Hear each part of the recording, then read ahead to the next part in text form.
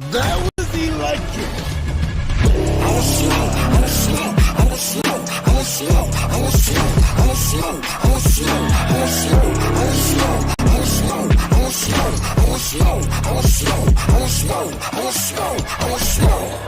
That was electric. Smoke royalty. We're smoking with y'all, man. How was y'all doing today? You feel me? I hear y'all have had a very busy Sunday. Shout out to y'all for always rocking with me like I rock with y'all each and every Sunday. You feel me?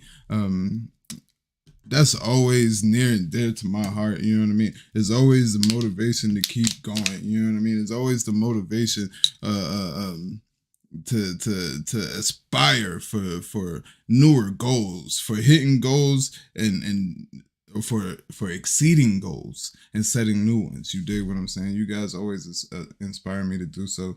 And I appreciate it wholeheartedly. You feel me? We gonna hit this water right quick. You feel me? Mouth a little dry. I ain't gonna lie to you. But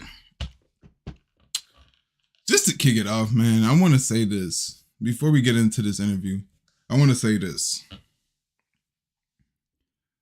There's a lot of, there's a lot of negative energy. Whenever there's something that's positive that's happening, or whenever there's something that's great that's about to happen, there's always negativity that tries to bring it down. You know what I'm saying? I don't know if y'all spiritual or not, but it's the devil.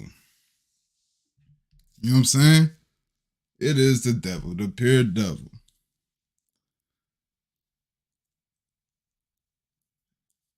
If you haven't noticed, it's been nothing but chaos and destruction.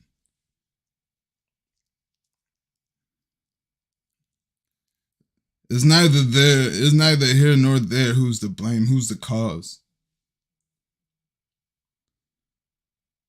What is here or there is how you change it, how you evolve from it. You still gonna go to that situation, or you gonna, you know what I mean, exceed expectations.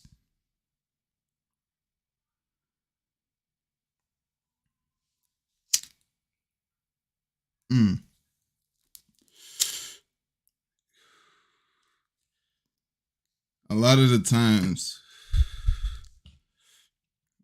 we can worry about shit that don't concern us at all, right? A lot of the times, it's easy to get distracted about shit that don't concern us, right? Myself included. I'm not gonna lie to y'all, I'm included in this.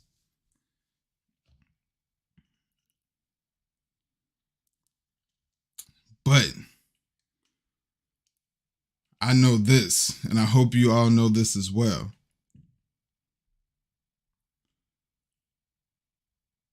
None of this is making sure that my family is straight. You understand me? I cannot worry about things that I can't change outside. I can only worry about my kingdom and what I got going on over here. You know what I'm saying?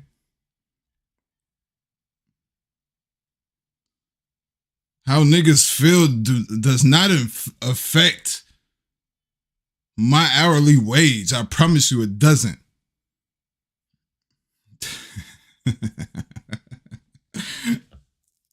I just felt like getting that off. You did what I'm saying, because I feel like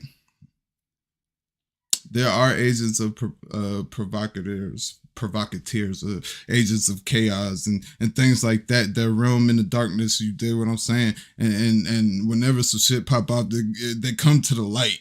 You know what I'm saying? And they try to ruin shit. They try to throw speculation and shit like that. Not over here. You see this? Not over here. I promise you. And anybody I got dealings with, it ain't gonna happen. With all of that being said, we got this fire interview lined up tonight. You know what I'm saying? You probably seen him on Friday Night Fights. You did what I'm saying. You probably seen him. You definitely seen him at the Word Sport Battlegrounds. You did what I'm saying. He's been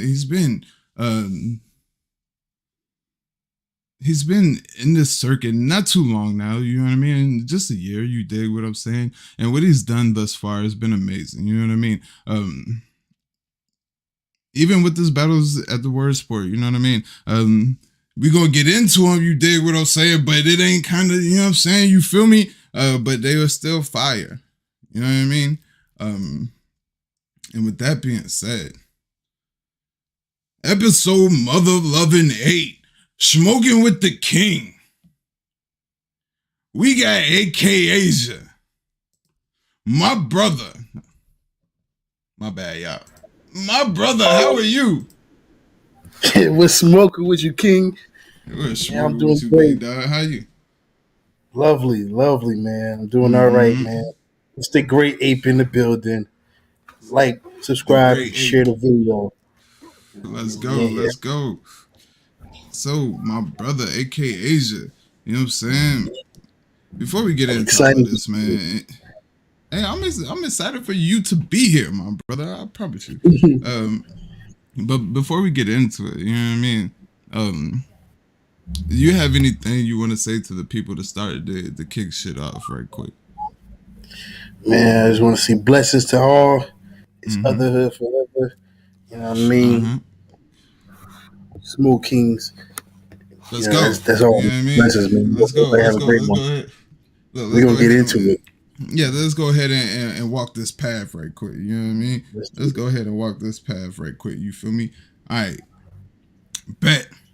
So, AK Asia. You know what I'm saying? Yeah. Where you from, big dog? Like, I ain't never really sat down and asked, like, you know what I'm saying? Where you from? You know what I mean? Like, I can hear the influence in the lingo and the vernacular, so to speak. You dig what I'm saying? The accent and shit. You dig what I'm saying? But I don't know specifically. You know what I mean? So where you from, my brother? Man, it's Big Jersey. Big Jersey. Asbury Park. You know, it's Big Jersey, man. We here. Okay. You know what I mean? It's a you know great place. You know what I mean? But you know, thus far I have escaped and moved to Atlanta. So. Word. What part of Jersey you said? Asbury Park. Is that north, south, or mid? Mid, not too far from north. So, you know, Okay, so not too far from north. You know what I'm saying? Not too far from the action. You know what I'm saying? Definitely action. A lot of action. No word, but nice. And how long you been in Atlanta? Since 2009, I believe. Yes. Since 2009? Okay. Yeah, since 2009. You an AT alien for real. You know what I'm saying? Still always Jersey me too. For life. You know what I mean? He said it's still Jersey for life. You know what I mean? Jersey for life. I hear that. So, how was it growing up in Jersey? Like the city life and shit like that. You know what I mean? Like, how was that? Well, I'm going to be real with you. I've been to Jersey. You know what I'm saying? Really, the only cities that I really seen like that is like, you know what I mean? It's still fast up there. Let's not get it fucked up, right? But like Newark, Jersey City, you know what I mean? Right. Atlantic Beach. Right. You know what I mean? What else is kind of a bigger city? I don't know, but when I was in Mount Laurel, New Jersey. Southern, you know what I mean? It's like almost south, you know what I mean? And yeah, that's south. You know what I mean? Like it's spread out. It's like home. You know what I mean? I was seeing deer and everything. Yeah, but now Right. how is it growing up? How is it growing up in Jersey?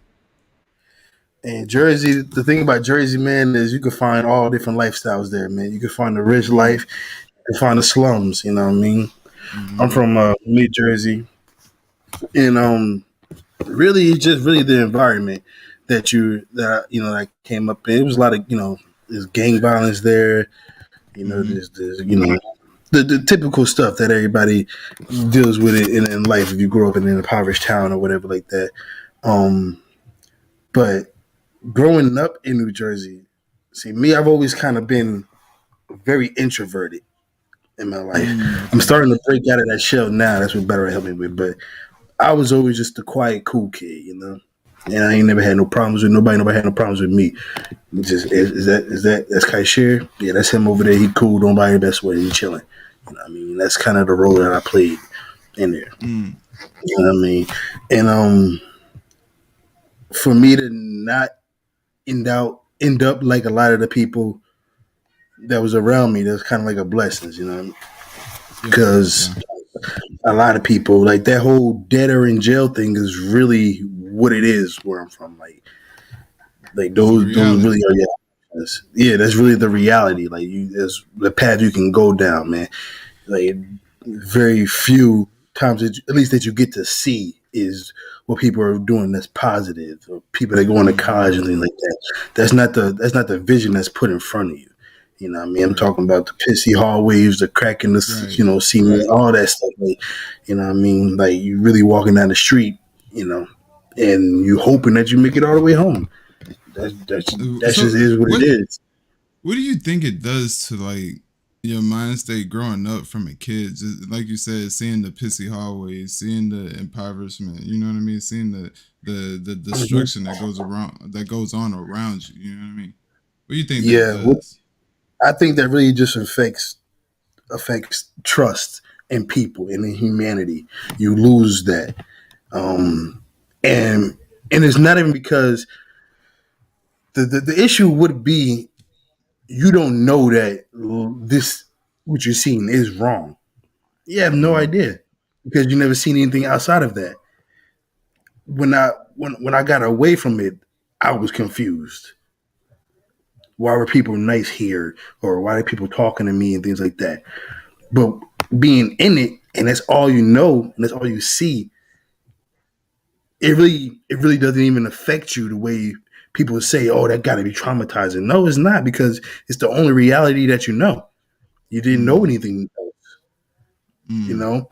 My best example is when I found out that I couldn't see. I had to get glasses. I didn't know I couldn't see until I put on the glasses.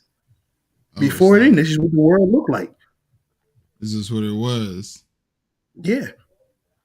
I get that So analogy. Yeah. And yeah. that's a true So analogy at that. That's yeah. man, look, I get that. I get that. And it's like one of those things like I forget who I was talking to, but it's like you know what I mean. You don't know you living in a war zone if you've been in it. You know what I mean. Like the only Yeah. way you know what I mean. You know you've lived in a war zone if it is when you step outside of that. You know what I mean, and you see it from a different perspective, and it's like damn. We was Yeah. getting bombed on like that. For real, and I really lived that like in real life, like coming to that Right. realization and having to change. But like I said, I was always super introverted, and I mean like in a major Mm-hmm. way, to the point where me even being here on this screen is like a huge surprise to a What lot of people. What do you think caused that? Um, well, growing up, right, Mm-hmm. it was me, all my brothers and all my sisters, and it was my mother, right, and my grandparents, and that's the only people I ever knew. Mm-hmm. Um, and really, that was just a happy life for me. I was a kid, but I'm chilling. You know what I mean? We cool, Yeah. whatever, like that. You know, one day, mother said to me, "Hey, your father's coming home from jail," and Mm-hmm. that brings me back to that analogy. I didn't know that I didn't have a father or that I had a father. What that even was. Right. Right. That was all like my father. I got one of those. Mm. Boom. So right then and there, my whole life flipped because my Jeez. father is not the father of the rest of my brothers and sisters. Mm. Right. Okay. Okay. So where that introversy comes from is what happened is, and this is at the age of 4 going into 5, is I meet my father, a complete stranger to me, and you know, I didn't like it over there. It was a different environment. I'm so used to my environment. Didn't like it at his house or whatever like that. And then at the age of 4 on Valentine's Day, my mother passes away. You Mm. know, God bless. and that fast, my life is no longer the same because I have to go live with my father and not be around my brothers and sisters. No Right. longer in my comfort zone. I'm in somebody's house that I don't know. I'm in a completely different part of town, and especially at that age, I don't even know where to find the people that I'm used to. That That's I'm, it. you know, Yeah. I'm used to being around like that. You know what I mean? As far as I'm concerned, I'm never going to see my brothers and sisters again. Mm. It's just gone. One day it was there, one day it's all gone. It's gone. Yeah. That builds trust issues. I was like, I don't know where I'm at. I'm in a different world, and that's what you know creates that introversy where I just want to be alone and I just enjoy that time just by myself in my own head because I overthink everything for some reason. But yeah, if I have to answer that question like that, yeah, that's exactly what caused it. Mm. Yeah. Mm. Sheesh. So going through that at a young age, like, and just seeing the stuff that goes on outside, like what, like, so once you get familiar, like, what keeps you in that introvert, you know what I mean, that introvert stage, you know what I mean, what keeps you in that stage? Um, I honestly don't think that you can get familiar with that. What Mm. happens is, yeah, what happens is I go to live with my father, but maybe 5, 6 years it takes for me to actually reunite with the rest of my family. Mm. Like So for is five like six years you just have like no clue, like, damn, I'm just, no you know what I clue, mean. no contact, no nothing. So you know, what I mean, that's what creates that issue, and it never really goes away. I think it just took long enough for it to just be my personality, just who I am. I feel safe in this box, in this shell, by myself, and I don't want to step out of that.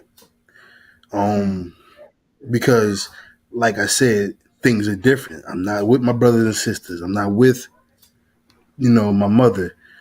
Living with my father now, things are different because one, it's the first time. Not only I'm told that I did something wrong or I'm in Right. trouble. You know what I mean? It was I'm strict then. yeah, it was strict and maybe not crazy, but as a kid, that Right. can that's a weird change. I Right. get a Right. whooping for now. I get a whooping for everything now. That's a new experience, and not only that, but it's coming from a person that's technically a stranger to me, Mm. and so that's like that's it took a lot of that, and I just kind of boxed myself in that way, um, That because kept you that's in where I that was box. comfortable. Yeah. Yeah, I just stay away from everything, stay away from everybody, and I can't, do no wrong in that case because I'm just chilling by myself. Chilling. Yeah. Like, don't talk. It got to the point where like they literally sent me to see a counselor, outside of school. Like they hired one or whatever, a doctor, whatever like that. because they felt like I was a robot. These were the words that came from my father. They said I showed no emotion, no nothing. You didn't talk. You just gone. Mm. And so that was, So you know, so so what's school like when you're in this box? You know what I mean? Is it the same? Like you just you know what I mean? Like not talking to teachers, not making friends, none of that. well, no, because I say I had friends in school, and teachers. I never really had any issues in school wise. When In I'm school? away from That element. that, Yeah. yeah, that element, and I'm literally here where I can feel like I can be myself. I'm technically free. The only ones that can see me is these people that don't know me. I never had no issues, you know what I mean, in school. I never had no problems. I do my thing. It's just that Right, the right. world is kind of cold when I leave that building. In you know I what I mean? got you. I got you. I got you. So transitioning when you finally you know what I mean get to see your brothers and sisters again. You know what I mean? What's that like? Well, because I had a stepmother Mm-hmm. that took some time getting adjusted too, right? Mm-hmm. Things like that. But we was riding around town one day, and I just said, I really wish I could, find my brothers and sisters. And literally, this is what happened. She said, "Oh, okay." She turned one corner, and boom, there goes the house right Mm. there where all my brothers and sisters in it. The house I grew up in, the house I knew, things like that. Mind you, I'm a kid. I didn't know their house was right down the street. I didn't know they were so far away from me, or why I was kept from them. Then, if they were that close, Right. but literally, that's what happened. A little whip, skirt. There you go. Let's go in. Let's go say hi. And that was a crazy moment to me. I can't recall exactly what age I was, but I'm gonna say safely maybe 10. Yeah, Mm. maybe 10. Okay. Like at that moment, I'm just hit with this rush of joy, excitement. I get to play toys with my brothers and Mm. things like that, and I was like super happy. Then it was okay, time to go home, and I was like, I It's like kind of want to stay. Like I like I don't want to go home. That created a real issue. yeah. That created a real issue, and then like that, That's what I was gonna um, ask. How did Pops feel about this? he didn't like it at all. I Yeah. still remember the conversation. Of course, like you know what I mean. Okay, that particular moment is just time stamped in my head. But yeah, he didn't like it at all, and he took it as, and I guess I really can't say if he's wrong for feeling this way or whatever like that. But he took it as, oh, you don't appreciate, me or living here. You'd rather go live over there, things like that. And I'm like, nah, I just miss my brothers and sisters. Like like Right. Right. Right. I Right. mean, like Right. man, Is your I could. pot is it what's your Pops descent, if you don't mind me asking? I honestly don't know because he was adopted. He doesn't know. Okay. Every now and then people look at us and uh, from what I was told, he said people look at him and say he looks Haitian. So Okay. Okay. I don't know. Because But this the only reason why I ask, because this is some of those main those morals, those principles, like you don't appreciate, or you gotta, you know what I mean. There's more strict rules, and you know what I mean. I noticed that comes from a lot of parents that are from different countries. You know what I mean, that are not from here. You know what I mean. Um, whether that's heavily influenced by outside or that culture, or whether it's influenced by a direct descendant. You know what I mean? I find that to Yeah. be a case a lot. You know what I mean? Being that I have, you know what I mean, people from outside countries in my family. You know what I mean? I know she could be a lot more stricter. You know what I'm saying? You do something, you know what I mean, that you don't mean to do, you unappreciative and stuff like that. You know what I mean? So I understand. I do understand. So is it whenever, so does it ever calm down, or does it take a minute to calm down? As far as like the introversy or As far as, okay, so we could go back to the introversy. When does the introversy calm down? that's many years apart. The introversy calms down with battle rap. Okay. Well, hold on that moment, right? So when does it calm down? When Pops is like, you know what I mean? I see your point. You know what I mean? Like, you know what I mean? To be completely honest with you, Smoke, it kind of never does. The you know, people are who they are and things like that, and how we, we were just always kind of very different. It's just, basically to the point where I do not speak to him or that side of the family at all to now. You know what I mean? It's me and my family, and nothing with them at all, no connection whatsoever. With your brothers and sisters or Pop side? Well, I mean, my pop side, yeah, it's very, very strange. I got you. So, do you get to go back and forth over there, like the visit? Yeah, we eventually, created a schedule where I can go over there on the weekends and hang out and things like that. And that was super. That was amazing. And we did that all the way up until I moved out of the state. So that was a big thing in my life, like that. I mean, like, I love my brothers and sisters and things like that, and that was huge for me to be able to go see them every weekend and have that that connection with them. So that's what that turned into. And like I said, we did that all the way up until I moved from New Jersey. And I still keep in contact with my brothers and sisters every now and then. I haven't been back to Jersey in a minute, but my brother came down for my wedding and things like that. So it's it's real love there, real big energy. I got you. You know what I'm saying? When the next time you going back to Jersey, man? What's up, man? Yeah. Man, you just moved down south and forget about up north. Man, like Jersey crazy, man. I told you. One time, I went down there for a funeral, and we had a good time and things like that. But you look out the window, you see the yellow tape out there, and the and the sirens and things like that. I'm like, I'm not bringing my family back here.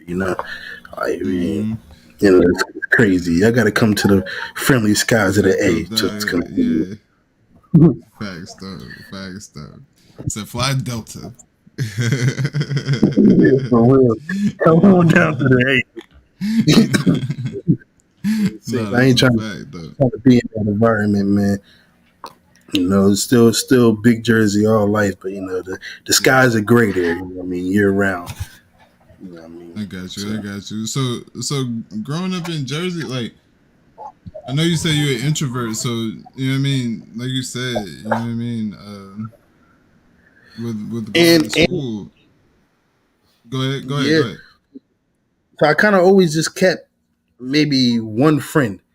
That's kind of been a story in my life. I got one friend, and that kind of has just helped me deal with everything.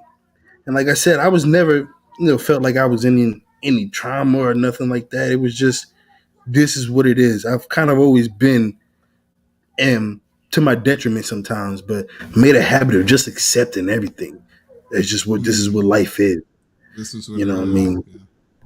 It's just what it is, right? If anything's going to happen to me, that's just what's supposed to happen. If this didn't go right, it just wasn't supposed to go right. I never really was one to complain about nothing and things like that. Like, I just really was, I guess maybe you could say I was kind of like a robot, man. I was in my own world. And I was, I was chilling. Now, when my father met my stepmother, they had two kids, two light skinned babies.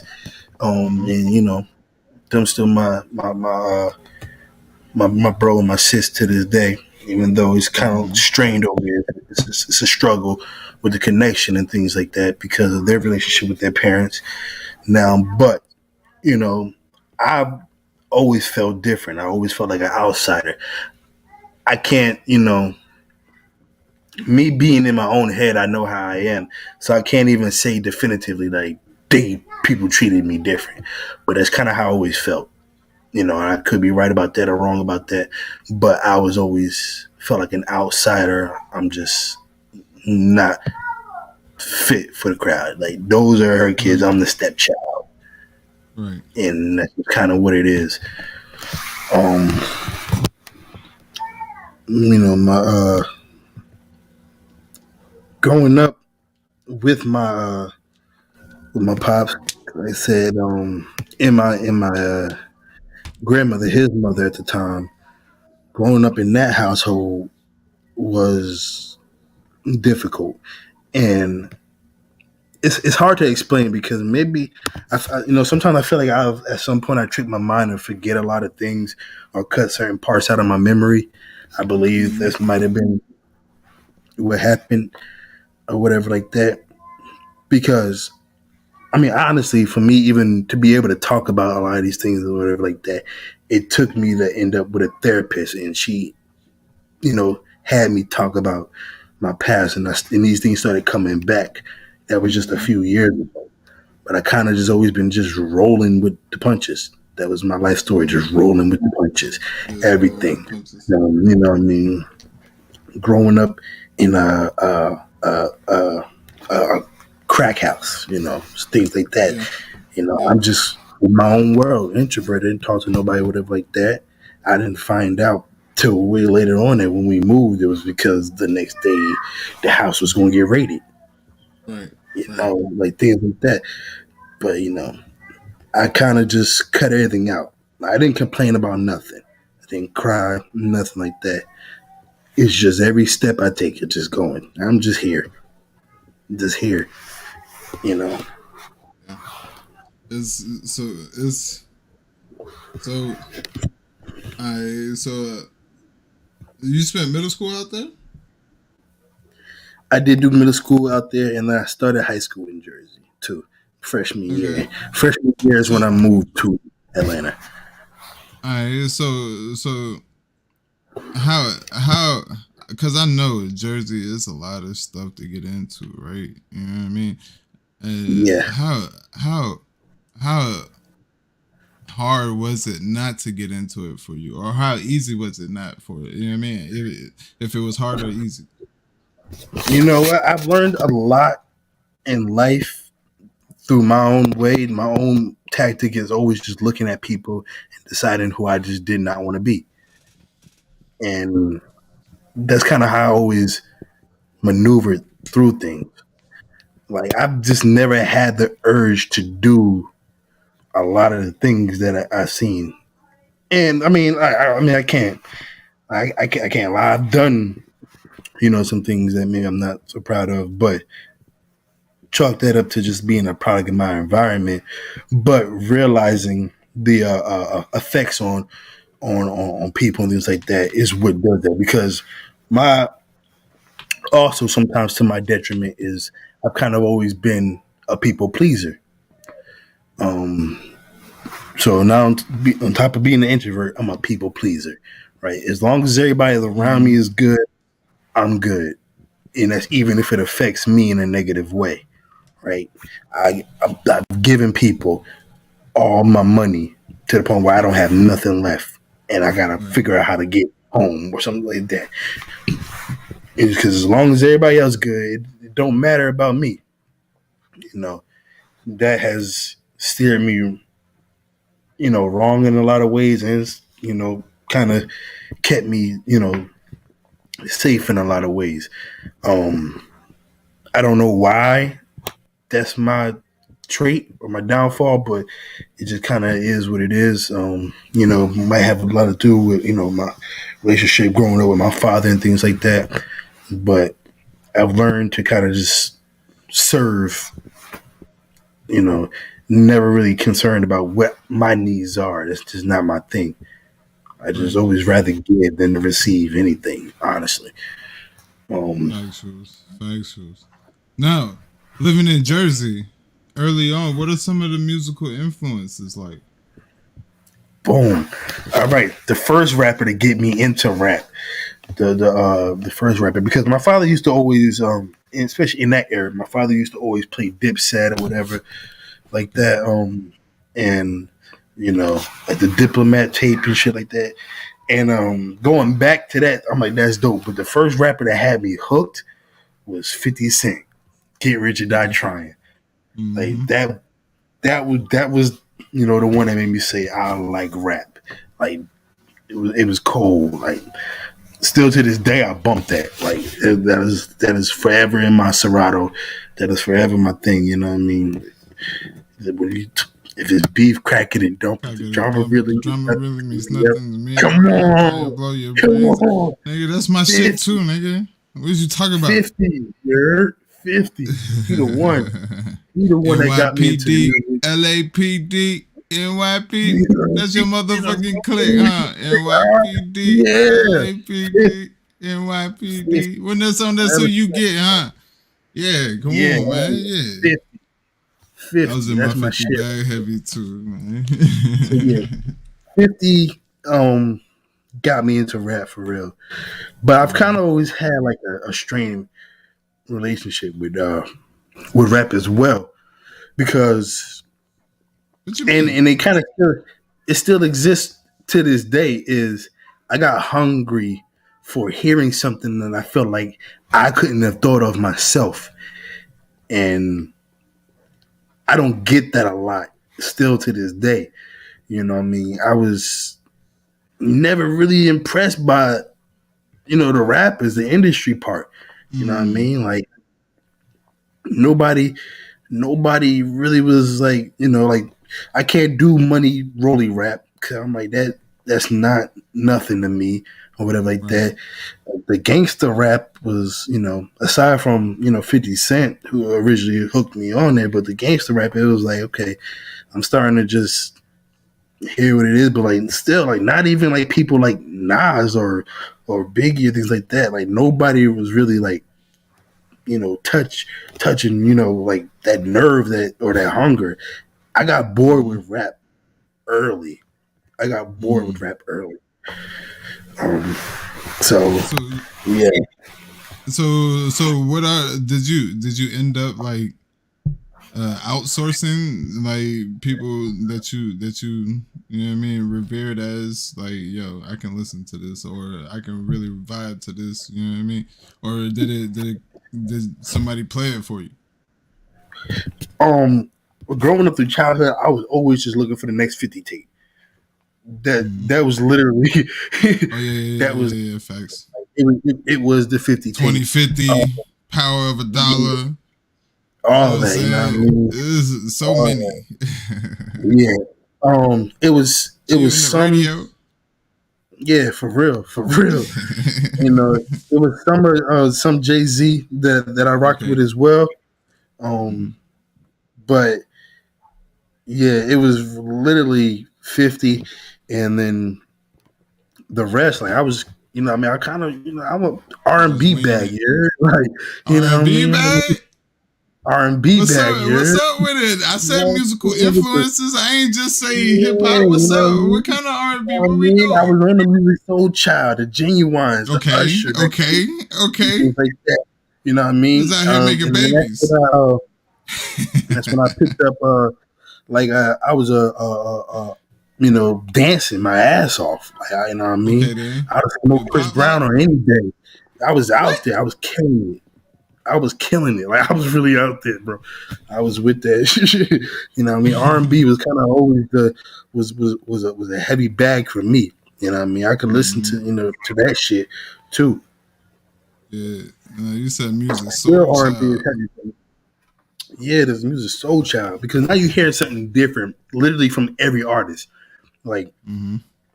it's like everyone is really different in their own bag or whatever like that. And that of course, especially with content watching like that, I'm hearing something new every time. I can't Mm-hmm. write this stuff myself. I haven't just cracked the code or figured it out, things like that. It was it was cool to me. I just like R&B bands. So when I'm alone in my room chilling, whatever like that, I'm in headphones is R&B for real.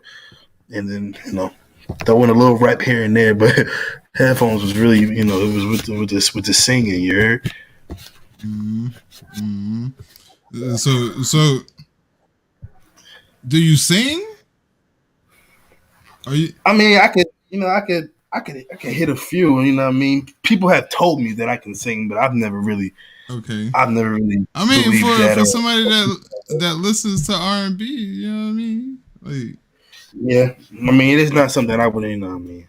yeah. I sing around the house in the shower, whatever, like that. You know what I mean? When I got the headphones in, but people have told me I can sing. I never really, you know, like tried to sing or agree with anybody with it like that. If you asking me, I don't think I can sing. I wouldn't do that shit. Okay.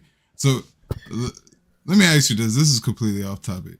You ever notice Okay. the old ladies in church or the old people in church, period? Older people, I should say. Um, they can sing. They can For sing. real. For real. Those are some of my I don't favorite know what it singers. is, but I hope when I get older, I can sing too. Because right now, it ain't happening. Yeah, for real. And then you just reminded me of another thing, right? uh-huh. My father was a 5%er, right? Okay. On my other side, with my brothers and sisters, my grandmother, and like that, they were all heavy Christians, right? Okay. That drew a line for me because, pardon me, You good? You good?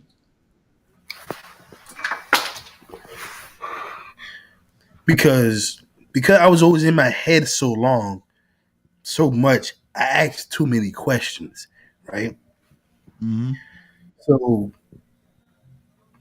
I always say nowadays, I could just say I'm a spiritual person versus a religious person. Right. Why? Because I've just came to the conclusion that I'm sure there is a higher power. That part, no doubt.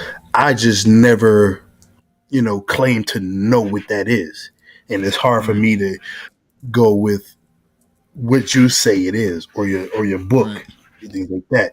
My honest feeling is that none of us know, and that was another issue I kind of had too. Cause I'm like in the church, and I straight up just going to ask the pastor, like, "How do you know? Like, how am I supposed to feel it? Like I see y'all happy, y'all dancing around, y'all praising, and it wasn't like on those, like being a smart aleck or nothing like that. I was Mm-hmm. more envious. I want that joy that y'all have, that feeling that y'all Right. have. I want to feel that. Can you help me? Well, yeah, he's everywhere. He's this. Like, how do you know? What do you like?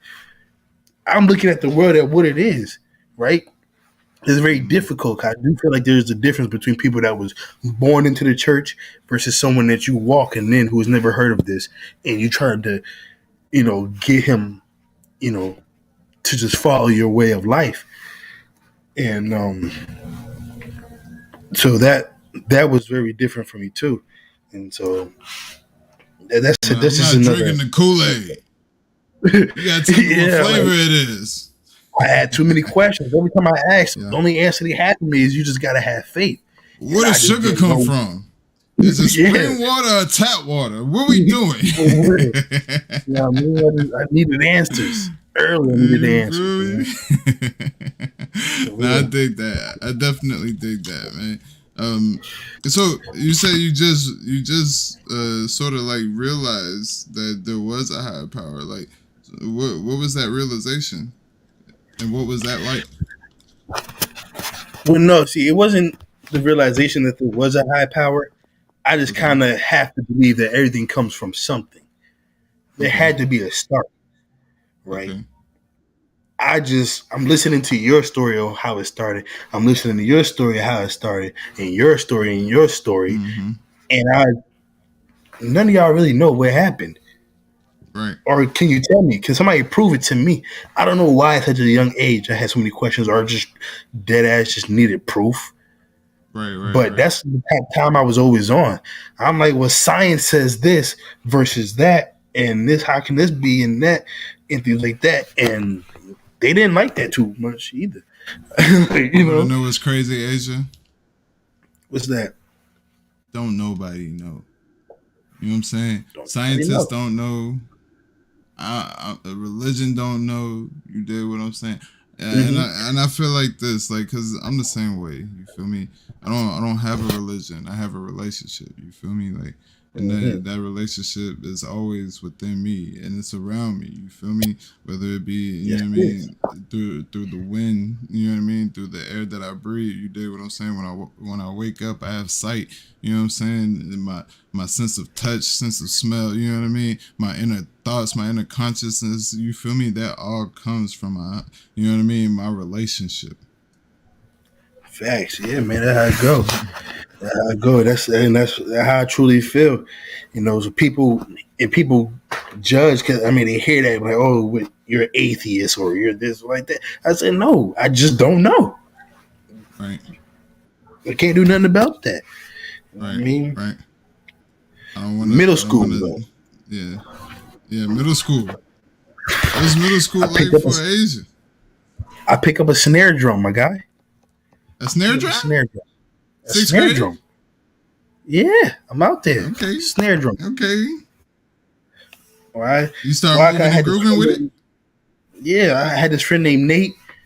He was always drumming. He had his drumsticks with him, things like that. I'm like, yeah, that shit look Uh-huh. fire. Let me try. Right off the bat, I'm fire. What? It's just natural for me, right? Is it like Nick It is Cannon what where it is. you could just hear the sound and, you know what I mean, boom, boom, boom? Or was you fire with reading it too? That's ironic. I never learned how to read the music. Never learned how to Okay, read the music. I was okay. in there. I heard him play Star Spangled Banner, and then I just copied what he did. I never learned how to play the music, how to read the music. That ultimately created a problem. They eventually, like when it came to like going to like the high school and trials and like that, you had to learn how to read the music. But I never Yeah. learned how to read the music. Um, So and did you keep that up? no, Okay. no Go sir, ahead, go ahead. Finish your story. My bad. Go ahead. Finish the story. no sir. This particular thing ties into everything in my life, and that's Okay. crazy, right? One, I didn't fall in love with it, even though I was good at it. Uh-huh. Didn't fall in love with it. Mm. Two, as a kid in middle school, I was overthinking things, right? As a Mm-hmm. kid in middle school, what led me to put down a drum is I said to myself, how can I make a career out of this? I'm gonna be a part of a rock band. How am I provide for a family with this drum? At the time, my only worldview is people that play the drums. They're in rock bands or something like that, Right. like that.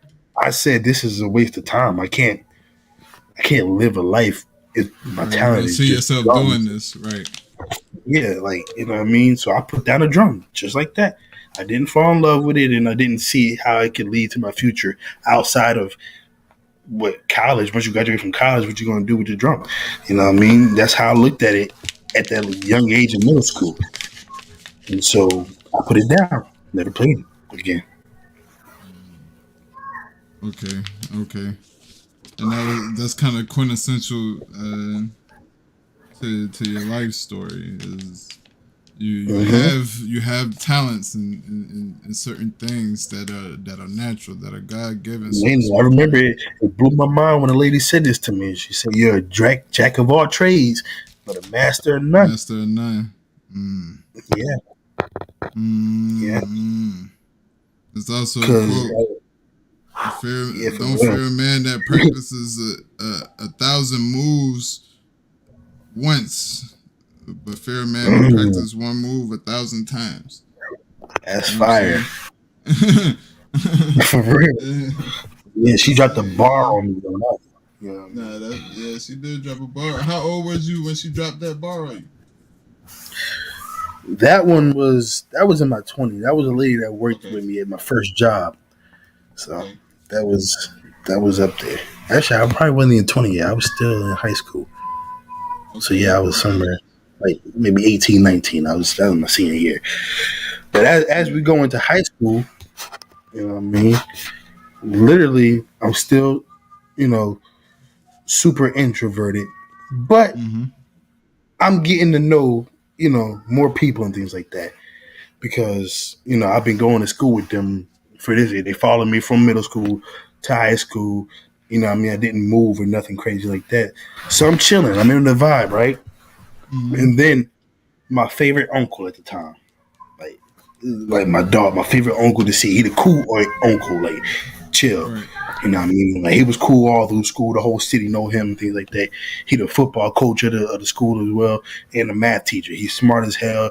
You know what I mean? He made it cool to be smart, and you could be the most popular nigga in the school type nigga. This is my real uncle. He was my Right. math teacher. Oh, So snap. now, like, yeah, like you know what I In mean? Like high school? it's lit. I'm in high school. Like Yeah, we it's lit. chilling. It's lit. You know what I mean? It's crazy because it's been maybe what 10, 15 years now. I can't even remember his name. Oh, snap, nigga. Damn, say. Your uncle? Yeah, but we're gonna get into that. Why that's the thing though. We're gonna get into that though. Right? Okay. Yeah, for real, because I've always been a person where like I can never see you again and I wouldn't even probably notice for real. But Okay. and I guess that's just that connection issue I built Even up. Huh. even after knowing somebody like a long time? Hmm. Yes, sir.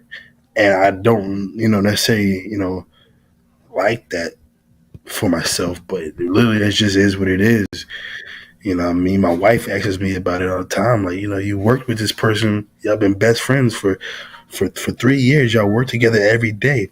The minute you leave that job, you don't ever text or call that person ever again. You don't see them, y'all don't go hang out or nothing like that. I'm like, oh really? Yeah. I guess I forgot about him. I guess I could text him. Something like that, Yeah. Yeah. That's kind of always been. Always been it. Yeah. You say Yes. what? That stems from what? Probably I don't know, just the moving around. Like I guess everything really goes to the root of when I was kind of snatched away from the rest of my brothers and sisters or whatever like that. From the earlier. I got you. Mm-hmm. I just had to learn to adapt, and adapt to just this is just not an option no more. Once somebody's gone, they kind of gone. Right. And that's more than likely a defense mechanism that you know what I mean. Like our bodies have like certain ways of you know what I mean of fighting off different things, right? And without us knowing, like it just does it automatically. You feel me? Or we do these things automatically. You know what I mean? Yeah. And I was talking to somebody, you know what I mean, the other day. It's those past traumas, those past experiences that trigger those things. You know what I mean? Like I was telling them, like I go through that shit to this day. You know what I mean? There's certain shit that I lash out at. You know what I mean? That I probably shouldn't. You know what I mean? And there's certain things that get me in my emotions, that get me in my feelings, that probably shouldn't. But because of those past experiences, it happens. You know what I mean? And sometimes I ask, you know what I mean, for enlightenment, you know what I mean? and sometimes I just ask to give me enough that I can bear. You know what I mean? Because sometimes I fear that I can't handle it all. You know what I mean? You know what I mean? All at one. You feel me? Like I'm dead ass sitting here trying to remember his name. This is my favorite uncle too. But man, all right, man. I mean, uncle too. Yeah. So transitioning into high school, you say, you know what I mean? So coming from Jersey. I pick up art. You pick up what? I pick up art. I could draw my ass off. Okay. I could draw, paint, sculpt, all of that. Just something I tried randomly right off the bat. I was dope. I didn't know. I was super dope at it, and I had my little sketchbooks and things like that. I said, you know what, I'm going to try this thing. You know what I mean? That was my escape for a little bit. But again, I didn't fall in love with it, and I didn't see a future in it, right? I said, when I think of an artist, right, if I'm looking at the movies I've seen, there's always a struggle of artists. If I could just sell this one painting, my life would change or whatever like that. I said, no, I'm not doing that. Throw away art. Whatever. So, you know what I mean? So I did do the drawing thing and stuff like that for many years and things like that. And I still got some of my art drawings. And on Facebook, I got a Facebook page with a lot of my art and stuff on it and things. But yeah, I just so easily just let it go and stop doing it.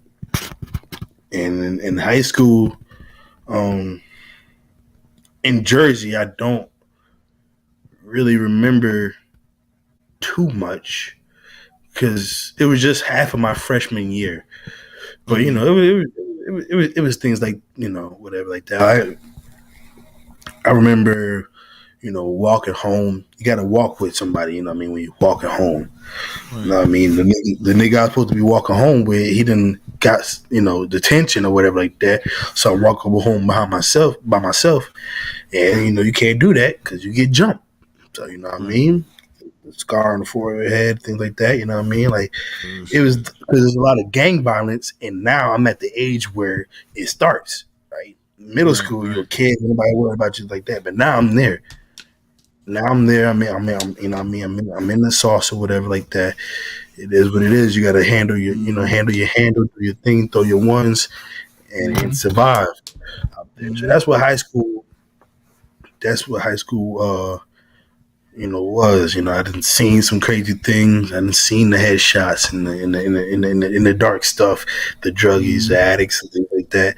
You know, in high school, the kid, this is just adults doing what adults probably do. But once you're in high school, you get to realize what exactly is going on in there. Yeah. Started to get a little bit more insight on how the world works and things like that. You know what I mean? Yeah. It should get crazy. It should get wicked. For real. You know what I'm saying? You start thinking about shit like, oh, what? But, and it all kind of just weighed heavy on me because I was so in my own head, like, all the time. What is CashApp doing? He's just in his world thinking. He's figuring out the Rubik's Cube of life in his head. That was always my thing. You know, if you would have took me to a party, I'm in the corner chilling by myself. I ain't talk to nobody. You ain't seen me. You'll forget I was there. That's the dude I was for real. Yeah. You know what I mean? And like I was never on the weird, quirky, nerdy shit. As far as everybody else concerned, he just cool and he chilling. That's just it. That's who he is. You know what I mean? Like that. You know what I mean? I was never super popular, but I was never like no dork. I was just in the middle. I'm just, hey, he chilling, he cool. Like straight up, like I mean, I've had my fights, but like anybody said like they had a problem with him, like I want to fight him, they look at you like you weird. Like why? He don't bother nobody. He just minded. He chilling. You know what I mean? You listen to his music, whatever he draw, whatever he cool. Real. If you get to know him, you want to talk to him, he chill. Like you know what I mean? Like what you got a problem with him for? You the weirdo. You know what? It's something that I would never get right. Because I went through it too, you know what I mean? And I'm light skinned, you dig what I'm saying? So you already know what's up, you feel me? Like, when niggas just want to fight you for no reason, when niggas just want to provocate for no reason, like secretly, niggas hate you from afar, right? But then when they get the opportunity, they want to provocate for no reason. Like, I would never understand that. You feel me? A lot of niggas get fucked up behind that shit. It gets fucked up.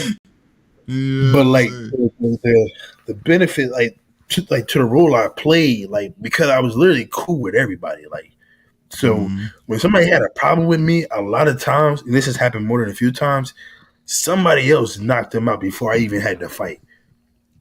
Like, right. Somebody else already did it.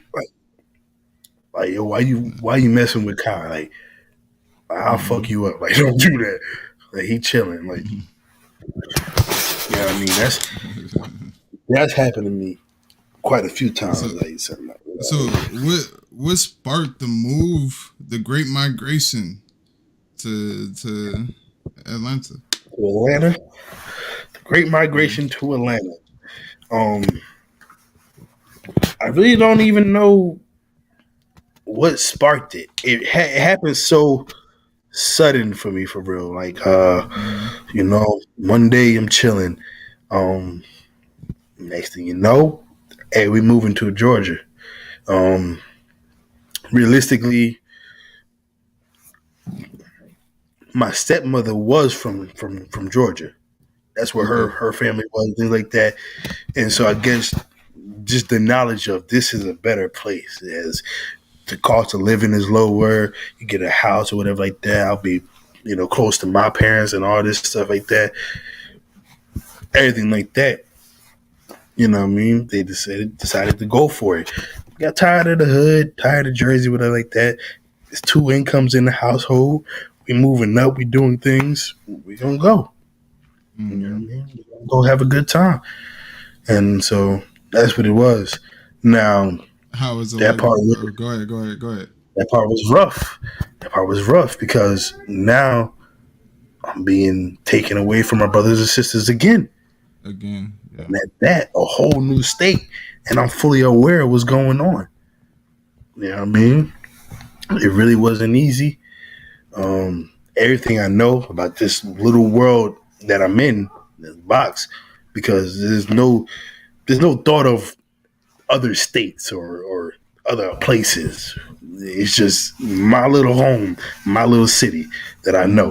Like, I walk around this place, even at night. Like, I know these people. I know cuz he gonna be standing on the corner all night. I know what time he go out there. Cause I was one of those kids. I was introvert, but I was a people watcher. Like, I really just sit outside my window for hours and just look at how the world moves and things like that. I know this car come through this road every night, 6 o'clock, such and such, getting home or whatever like that. Like, you know what I mean? Like, this is my universe that I now like have control of, and now throw them over here to Atlanta. Right. And getting to Atlanta was quite the adjustment because, one, everybody country as hell. I already didn't like how people said my name from there. It went from cashier to cashier and all this stuff like that. Country people is what it is. But starting high school in Georgia, I was still in the Jersey mindset, of course, naturally, right? So, you know what I mean? I hit the lunchroom, chilling, I'm quiet, I ain't said nothing to nobody, you know what I mean? Whatever like that. This first day now, dude comes up to me, hey, bro, you ain't gotta sit by yourself. Like, you know what I mean? Come over here, sit with us. You know what I mean? We cool, we chilling. Come on, it's cool. Like that, I went off on bro. Like, what, you trying to set me up? Like, what you talking to me for? Like, I don't know you. You talking to me? You trying to get me come sit at the table so y'all can play with a nigga, some shit like that? And he's like, nah, bro, it ain't like that. Just like you knew, and you ain't gotta sit by yourself. Like, it's cool people's here, bro. Like, you know what I mean? Like, chilling. You know what I mean? Like, I had to get adjusted to Southern hospitality now. Yeah. You know what I mean? But eventually, I do get adjusted. You know what I mean? I feel safe here. Does it take long? It doesn't take long. I don't think it takes long at all. I met a young lady, of course, sitting at that table.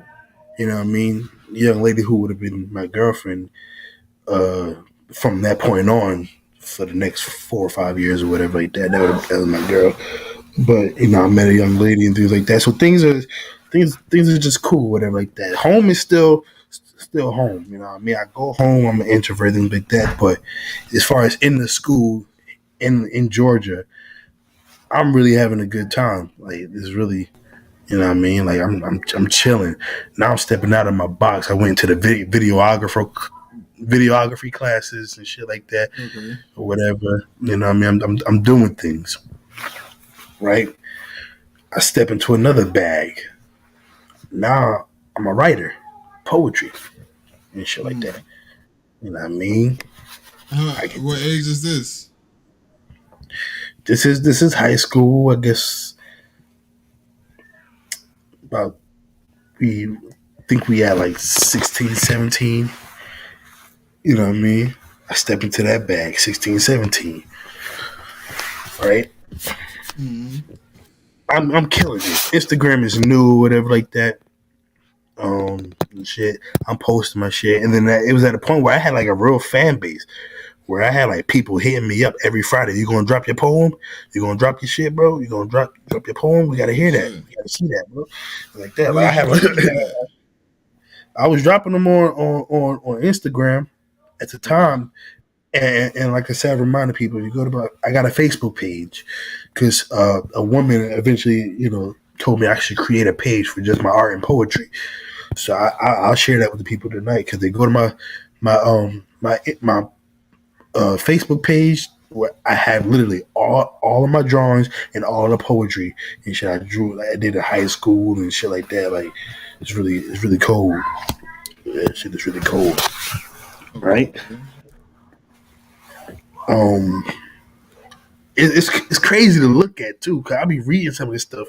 Some of it is like fire. Like I can't believe I wrote that. Like I did that. But yeah, that's what it was. So do you grow so is this different from all the other trades? Yeah, I don't know what provoked it, but it just kind of came out of nowhere. Right off the bat, boom. I'm dope at it.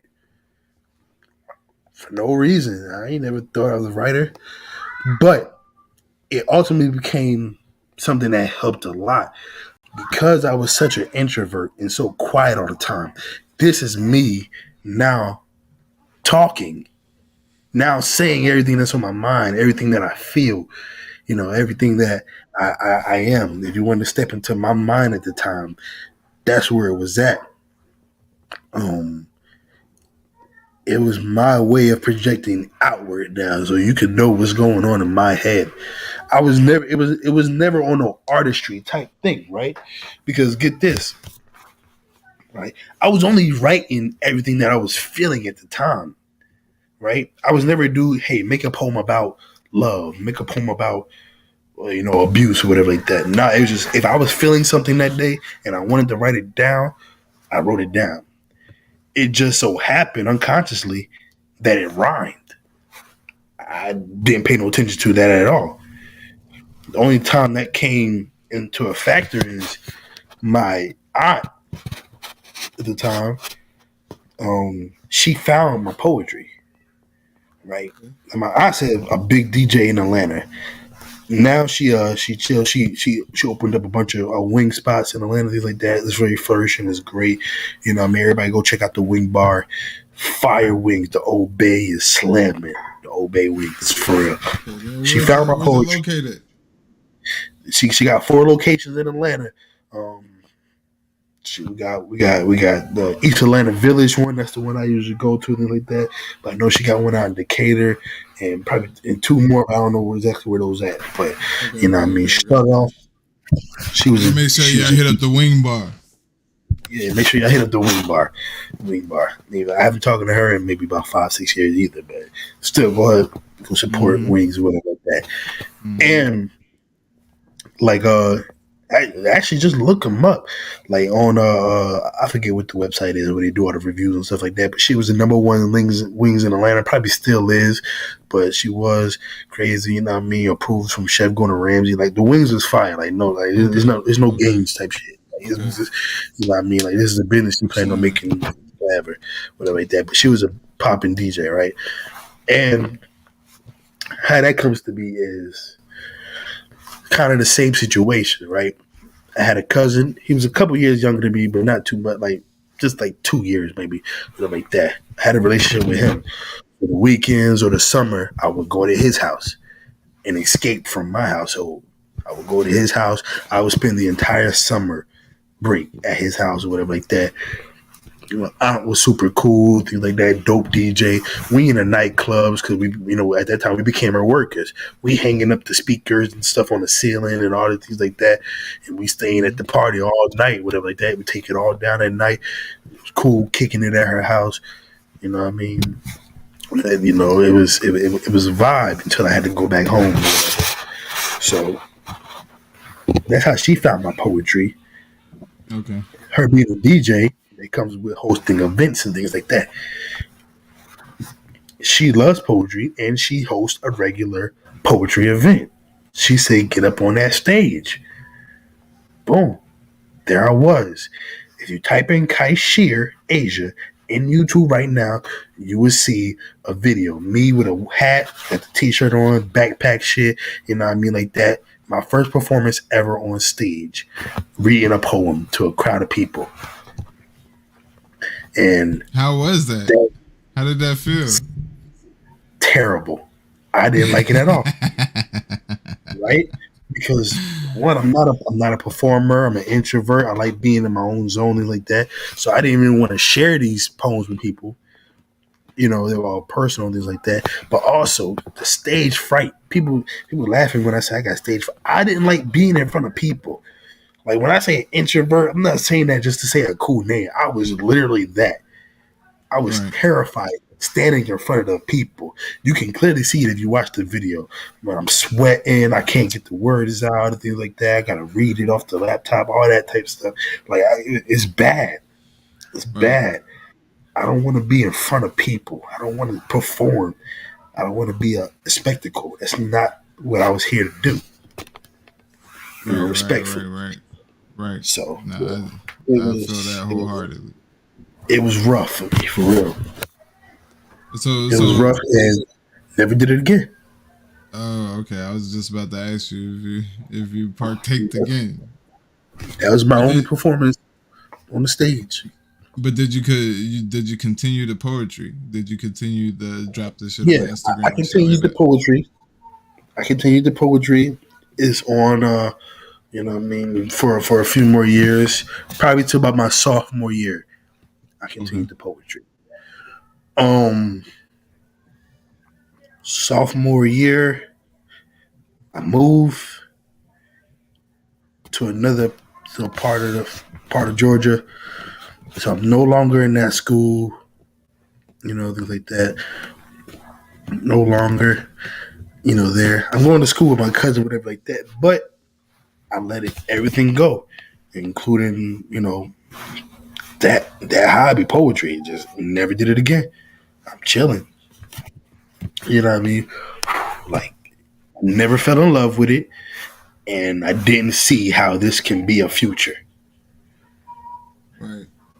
It's just, this was just something for fun. I was doing because I was bored, I guess. That's kind of how I always chalked it up. You know, this time, are you still listening to 50 Cent, or you found other music that kind of replaces? Right? No, I'm not listening to 50 Cent because now I'm in a whole different state. Now I'm in Georgia. I'm getting adjusted to the music. You know what I mean? Yeah. Little Gucci hair. You know what I mean? The folks of of Atlanta, things like that. Mm-hmm. Not, you know, I mean, not so much trappy because, you know, it's radio, you know, mainly, you know, but that was like the shoulder lean era. You know what I mean? When I moved to Georgia, that's the shoulder lean and stuff like that. I got you. Pimp, if you want it, you can find it in a A. You know what I mean? It's that music. It's that era. Yeah, you know what I mean? It's the, you know, not Travis Porter and all them boys, Travis Black Porter, Boy, White Boy, Rich Swag, Kid. yeah, all them kids. Yeah, we on that time with the music. You know what I mean? But also, I'm in the. Let me find out you was swag surfing. Yeah, I was swag surfing, bro. I was swag surfing out here. You know what I mean? That's the Drake. That's the new Drake era. You know what I mean? That's the I got money to blow.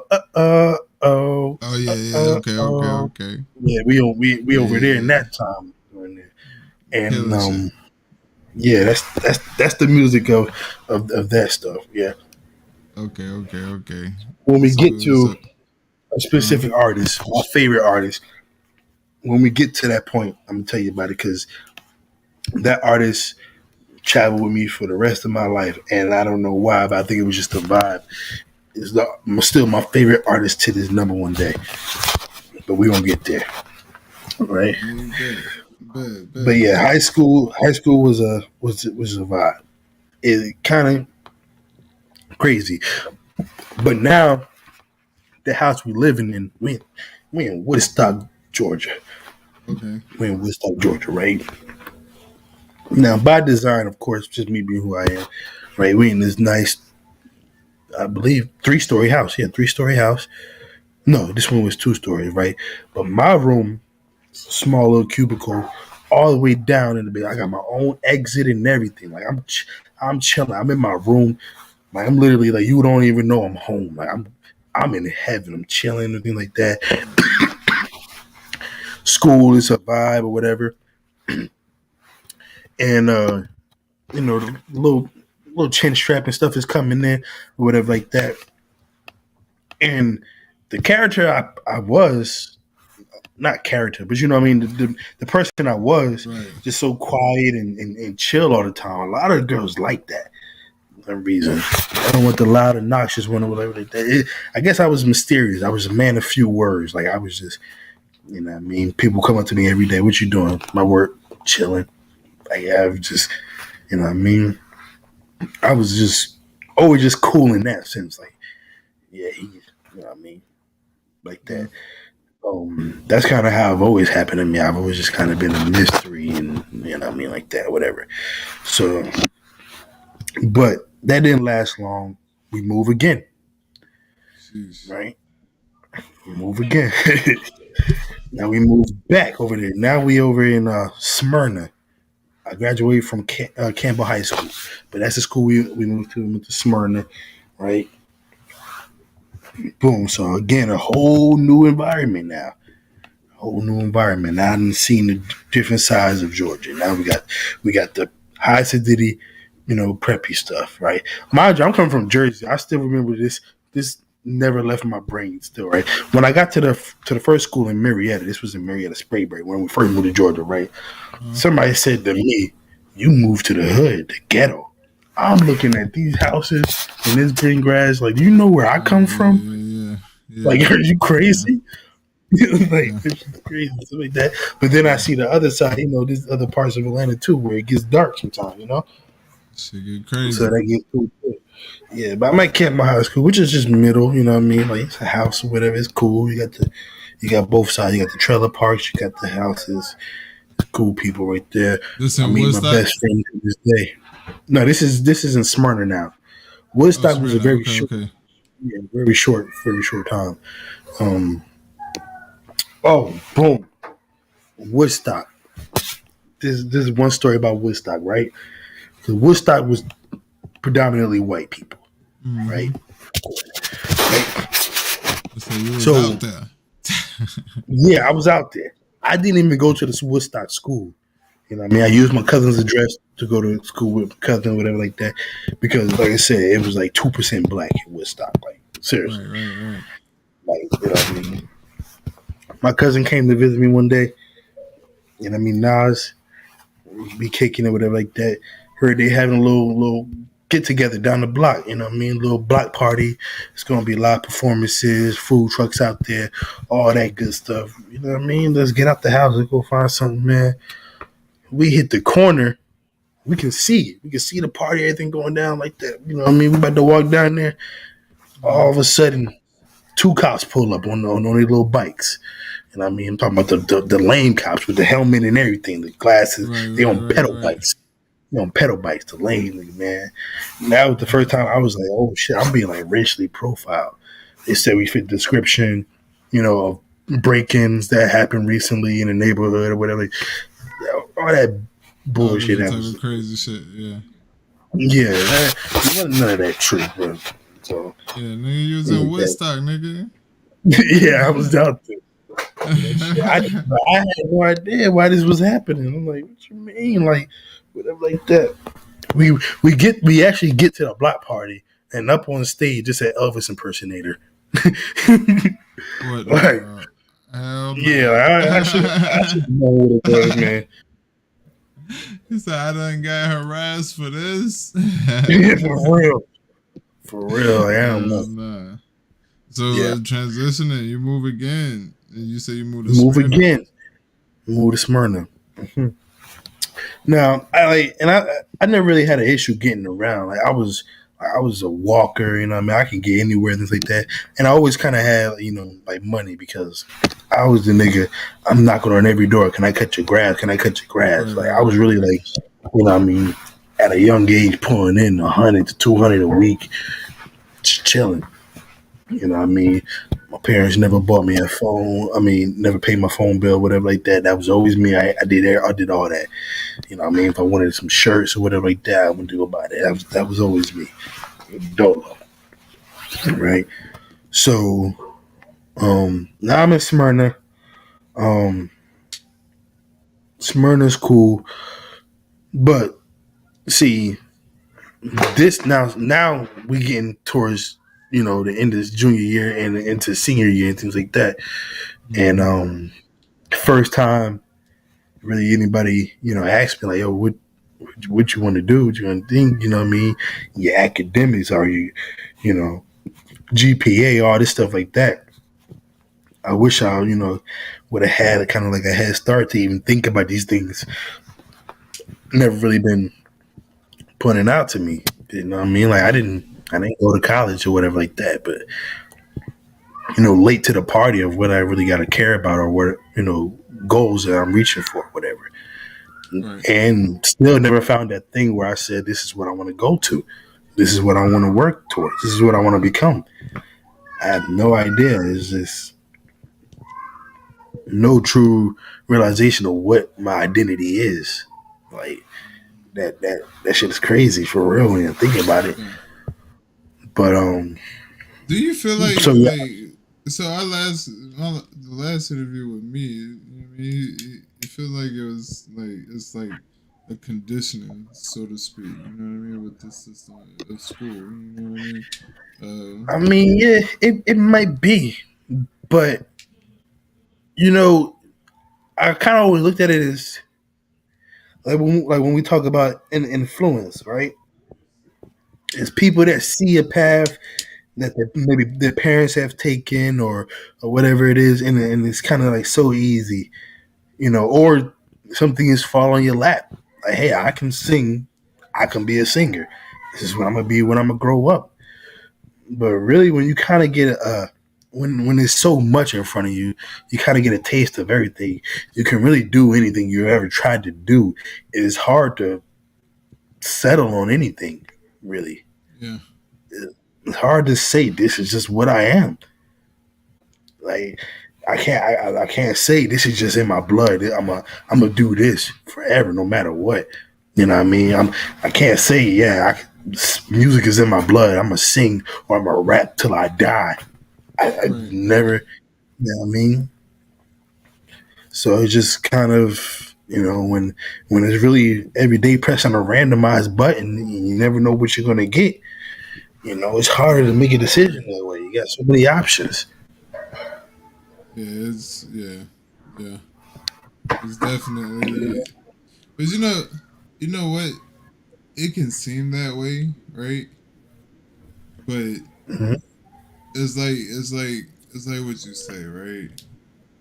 And people could see it as being a jack of all trades, master of none, right? But if you're not truly passionate about it, it's like, okay, you know what I mean?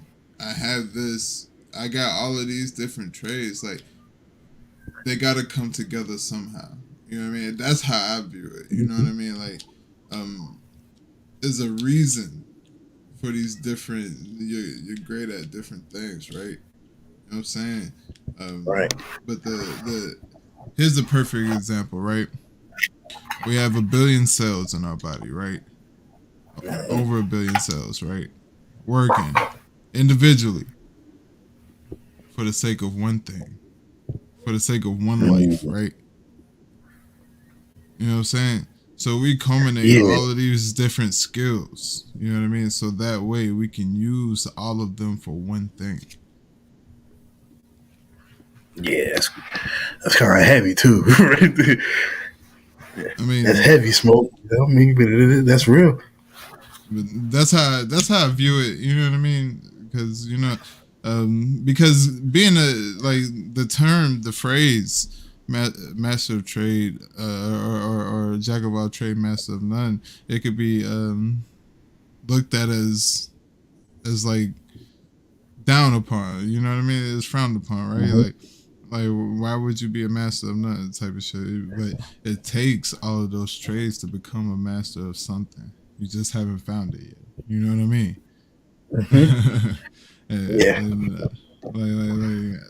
Because I struggle with it too. You know what I'm saying? I'm in my mid-30s. I'm still trying to find, you know what I mean, what it is I like to do in life. You know what I'm saying? I know pretty much for the most part I like certain shit, but what do I really like to do? You know what I mean? You know what I'm saying? And how can I use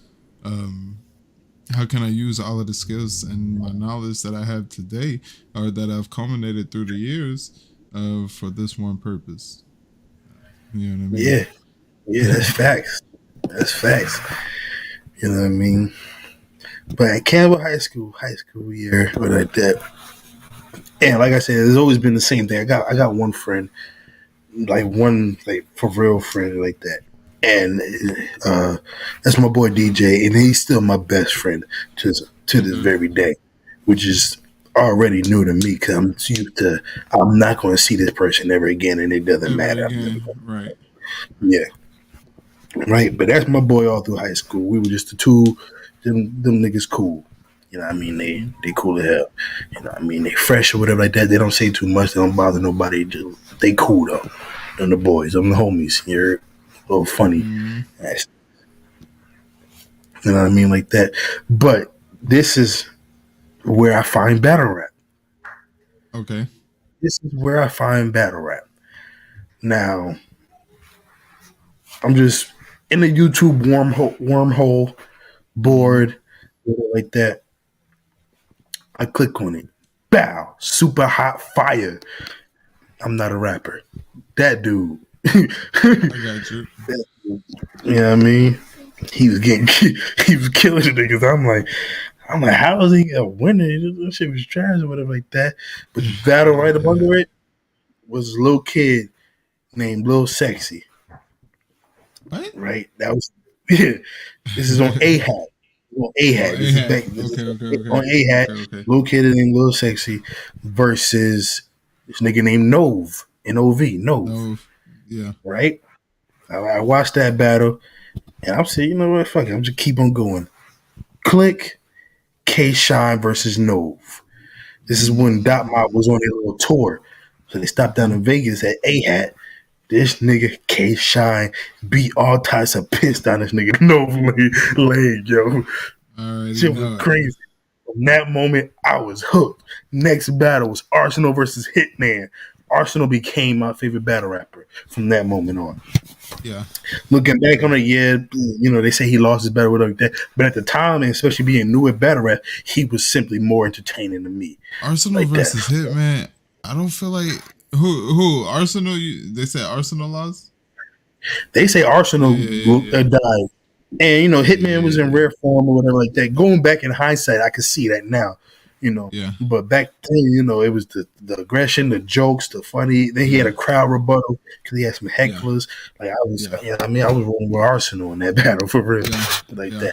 But I find battle rap and I was instantly hooked because for the first time I'm hearing rap, but I'm hearing a format where I'm like, how did he think of that? Right. I could have never thought of that. Right. How did he put that together? Like, that shit amazes me. I love battle rap, and that's still to this day. Like, I don't even What I age listen was to that? J. Where you Cole. find battle rap? This is just on YouTube. I'm living in Smyrna or whatever like that. I got my own little laptop or whatever for my own I was saying homework. what age? Oh, okay. So yeah, I'm definitely 19, 20 now. I'm definitely 19, 20 now. No. Yeah, So I got when you find battle rap, does the music change? There is no music now. Mm. There is no music now. I choose this as my form of music. Battle rap. Okay. Right? I'm hearing words using it in a way I've never heard them before. Oh, I tried to put it in. It's okay, baby girl. Go ahead, drop it. Oh, It's okay. But yeah, so battle rap is literally like, yeah, that's really it. Battle rap. There's only probably one other artist that I'm listening to at the time. I believe this is the same time. Yes, it is. This is The Weeknd. The trilogy drops. He's out The there. Weeknd? The Weeknd. Okay. The Weeknd is still my favorite artist to this day. Okay. But the trilogy, it was just a vibe. Like, it was perfect for like your little introvert world type shit. Like, you chilling, like, Yeah. you know what I mean? The Weeknd, you know what I mean? And battle rap though, like battle rap really took over my life. Like, I was watching that shit every day. It's weird to look back at it now because I'm like, I'm sitting here watching Summer Madness 2. But when I think back at the time, I'm like, I don't know what point in battle rap was current. I don't know if Summer Madness 2 was old or new or nothing like that. Right. I eventually got, on the timeline, but back then I'm like, I'm just clicking battle after battle after battle.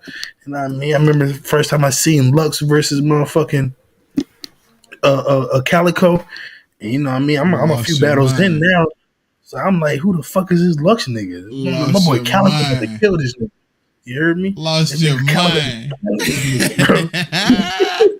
Yeah, buddy. Hell yeah. Hell yeah. This shit was easy. You know what I mean? I remember seeing Math versus Calicoe, you know what I mean? Math got his ass whooped. They got them. It was crazy. Yeah. You know what I mean? It was really crazy. Calicoe moved yeah. I'm not Calicoe was rapping different back then. I might even prefer him back then than now. But yeah, that shit was crazy. You know what I mean? So that's when battle rap hits the timeline. You know what I mean? And I'm really in that bag, like, you know what I mean? And I'm just listening. Still, I ain't dealing with words. I ain't rapping or nothing. I ain't just listening to battle rap. It's my hobby when I get home. Are you still doing poetry? Nothing. Nope. Just listening to battle Set that down. Okay. Yep. Okay. Set that down.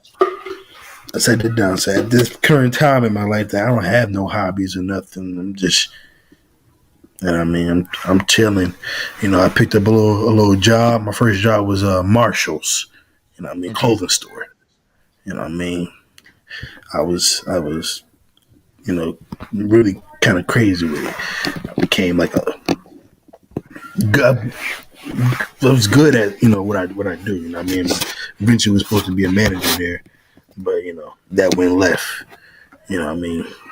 Because I was, you know, just out of high school, whatever like that. First job didn't work out. They eventually got to the point where they had me doing the job without paying me for the job, and I had to quit. You know what I mean? Can't be doing that. Yeah, I don't like when it happens, stuff like that. But yeah, Arsenal, K-Shine, Calicoe, Sue Surf, like these are my influences now. Like these are my my like, niggas, I'm watching them every day, like killing shit. Never was a fan of A-Verb. Never, still to this day, honestly. Even the Hitman battle? From the first time I watched it, I had Hitman killing him. You know what I mean? I had Hitman killing him. He had the Big Gerald, yes, sir moment, but I'm watching that like I don't know who Big Gerald is. Okay. I found out that story later on. Yeah. I'm just like, okay, he just yelled to somebody in the crowd or whatever like that, but Hitman we got a banana clip. Top Baby Weston for your junior. That's my J.R. Smith. He like killing. I'm like, yeah. I forgot who a Verb battle where he had the Guardian Angel bar. Was that X Factor? Was they on the street? Nah. He did have a good show with X Factor, but I didn't even see that till later on. Outside. Look, Asia, this niggas was outside, my nigga. If any of y'all know in the chat, I would look in the chat right now. You feel me? Y'all put that. You know what I mean? Who he battled? Who A-Verb battled? When he said the Guardian Angel bar. You feel me? So. Yeah, that's like one of the bars of battle rap. You know what I mean? There's a few bars like that are legendary. That's one of them. You know what I mean? Yeah. But see, and that kind of happened to me because I never was a fan of A-Verb at that time. I didn't like his voice, his hand gestures. It's no parallel. You watching K-Sean barking on niggas or whatever. And then you switch to A-Verb and it's just a different vibe. So you know what I never liked though? What's that? From A-Verb? Not to keep cutting you off, but the showtimes, man. I didn't like it. Yeah, I was never a fan. I don't think I liked it until he battled K-Sean. He got cooked that battle. Up. Yeah, he did. Yeah, he got cooked that battle. Yeah. But so these are your biggest influence at the time. You go home, you watching these people every day. Like, did you ever go back and watch like Grind Time and shit like that? Yeah, I was watching them only because that's when like the URL rappers was over there. You know, Arsenal versus or K-Sean versus Pass and the Fresh Coast stuff over there and things like that. I was watching Grind Time things like that, but that wasn't the vibe. I went back to the URL and shit like that. Right. Went back to the hood shit. The Grind Time and stuff like that was never really my forte. I got you. I chose which side I was on early. Like, I'm with the gun bars, the punchlines, the aggressive shit. Y'all fast rapping, lyrical, whatever like that. That shit's cool, but I'm with the nigga that say he gonna blow your fucking head off. You know what I mean? that was the vibe. For real, you know what I mean? Facts though. I ain't gonna lie to you.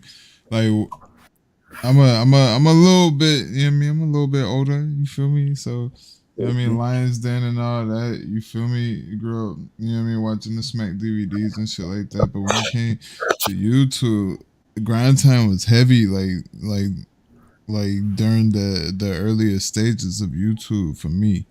Like when I first started to get on YouTube type of shit, you know what I mean?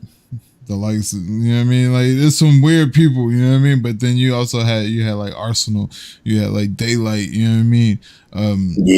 Swave Sever, you did what I'm saying? PH, you feel me? And those was John the Don, Conceited, you feel me? Like, those was like those street characters for me, that kind of like kept me to watching Grind Time, you know what I mean? And I did like some of the quirky ones, like Dumbfounded, Cadillac Ron, you know what I mean? Yeah. Rest in peace, you feel me? Like, you know what I'm saying? There's a few of them, Ill Mac, you know what I'm saying? There's a few of them type shit, you feel me? But I understand. And I was already Jersey biased. Old Red Surf Arsenal, that's what it was. Yeah. Oh, Red was crazy back then with the dreads.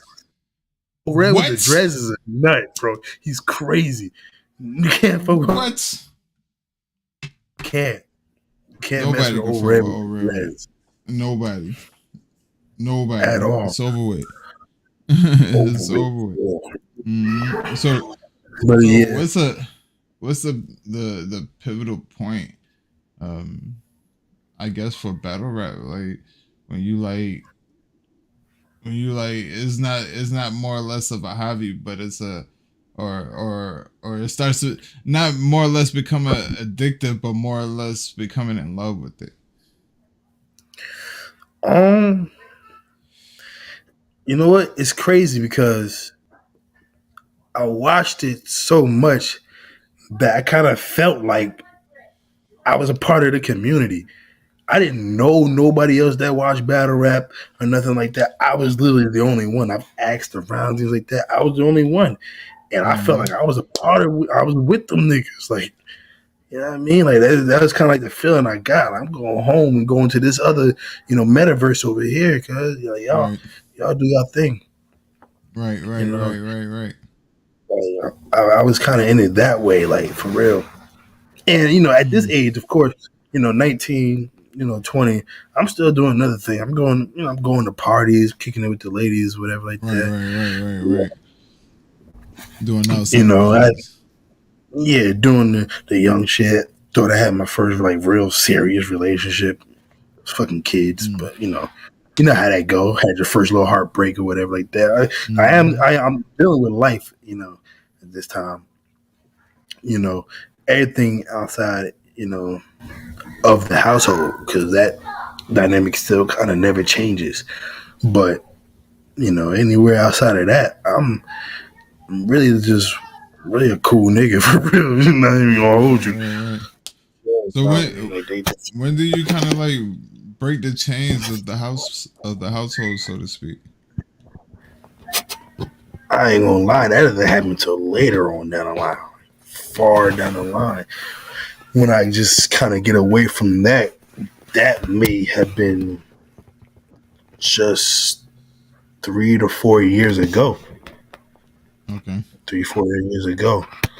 From today. So. But okay. So I guess what I'm saying is like so you comfortable. You know what I mean? Like you said, you had the room down the hall. You feel me? You had your own access, your own exit point. You feel me? You know what I'm saying? Yeah. So are the chains lifted like for you then? You know what I mean, so to speak? Well, they kind of are, only because I don't have to be there. I don't have to be home. Right. I hop in the I get my license. I hop in the whip. I take off. I'll be going all day, all night. Right. You know what I mean? I'll be out of there. You know what I mean? I'm a boy. It's not the same as having like a daughter, whatever. Ain't nobody calling to check, hey, where you at? You safe and nothing like that. Like, you know what I mean? Like, I'm out there. I'm having a good time. I didn't have to be home. I came home to really sleep, for real. But I was out there moving and shaking and stuff like that. So I didn't really have to deal with it. I was able to block that out. And then, also, of course, as I got older, like, me and my father came, became a little bit more cooler or whatever like that. But it wasn't nobody really tripping, you know what I mean? Like, you can't, and like, you could whoop me still and nothing like that. Like, what you know what I mean? Or whatever. And, I'm doing my own thing. I got my job, whatever. You know what I mean? Like, I'm low-key chilling, but still, living with the parents, whatever. Eventually, we move again. We move over there to motherfucking what's that? Powder Springs, Georgia. Now, another spot. Okay. I'm still, staying with my parents, about 20 years old or whatever. But I'm not in school, whatever like that, because the college thing didn't go. Like, what happened with college was I was in college and had a job at the same time. And like I said, I didn't pay attention to to what I needed. So I was at a technical college, like nothing fancy. Chattahoochee Tech. Right. So it was one of those, and then I had the job, and I'm like, well, and they interfere with each other. I'm like, I gotta have the job because then how else would I, get to school? Like I literally won't have the money to get to the school if I don't have the job or whatever like that. Eventually, I chose the job over school, and I'm like, this is, I'm already I'm making money here, or whatever. So I made that decision. So that's why I ain't graduate from college or do that, whatever. Mm-hmm. But we moved to Hiram, Georgia. Hiram. Well, I like being out there, don't ya? Man, it's just chill. Yeah. Well, Cool. it's actually kind of Springs, but like if you literally go one light up, then you're in Hiram. Like it's right there on the line. Okay. Yeah. So I'm working. I think I'm working like 2 jobs now. I got my own car or whatever like that. Living at my parents' house. Then I meet the lady who is my wife today at the racetrack, which was really right there on the corner. You know what I mean? She was the manager or whatever like that. But I was like, one of my jobs was like a Taco Bell. Straight up, like, I wasn't doing nothing crazy. I was really working at a Taco Bell. But I got off late, the graveyard shit. I'll pull up to the racetrack, get me some candy because I was never really like a sleeper. Like it's hard for me to really catch sleep for real. Okay. So I'm up all night, eyes red, just like this, or whatever, like crazy. You know what I mean? And because I was in there every night, she was the night manager and night shift manager like that. We just started talking every day. You know what I mean? Every time I came up in there, you know what I mean? She would throw out little questions to inquire about me. I'd throw out little questions to inquire about her. And one of her questions was like, "Your eyes are red. Would you high?" I told her, "No, I don't smoke. I don't smoke no weed. Like, never had my entire life." So okay, check. All right, you pass. Whatever like that. And next question. How'd you get here? Did you walk here? I said, no, I got a car up there. Okay. Check, you know what I mean? Transportation. Yeah, you know what I mean? I'd make sure I'm not no bum or nothing like that. But see, here's where things kind of get, crazy because now I got this woman in my life and she's like a woman. She's the first girl to actually ever spend her money on me, take me anywhere. Like from our first year together, our birthday, she took me out of town. She bought me this nice watch or whatever like that. Took me out of town. We were staying up in the cabins in the mountains or whatever in Helen, Georgia. Shit like that. Like, okay. And I'm like, no woman has ever did anything for me. Like, this is crazy. But like that, I already knew that was gonna be my wife one day, like straight up. You know what I mean? Like that. But I didn't want her to meet my parents. Not because of her, but because of my parents. I'm like, nah, you don't need that at all. Guarantee you don't like them. Like, it's just not good people over there, whatever like that. That's how I felt, whatever like that. And it played out how I knew it was gonna play out. You know what I mean? So she don't rock with them either, for real. Like, some real shit. Like, it's over with for that. But you know what I mean? We move in together. This is my first time living outside of my parents. I go straight into a household with a woman. Not only a woman, but a woman that had 2 kids already. Okay. 2 daughters.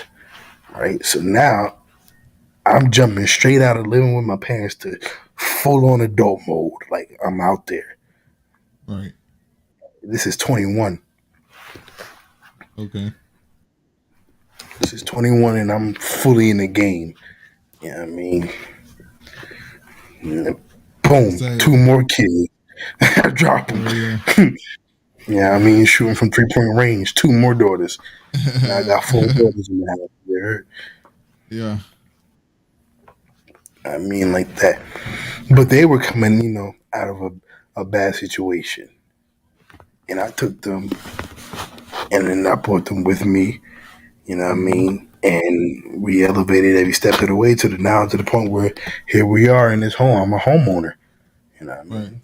Right. It just came, something that they thought they'd never see.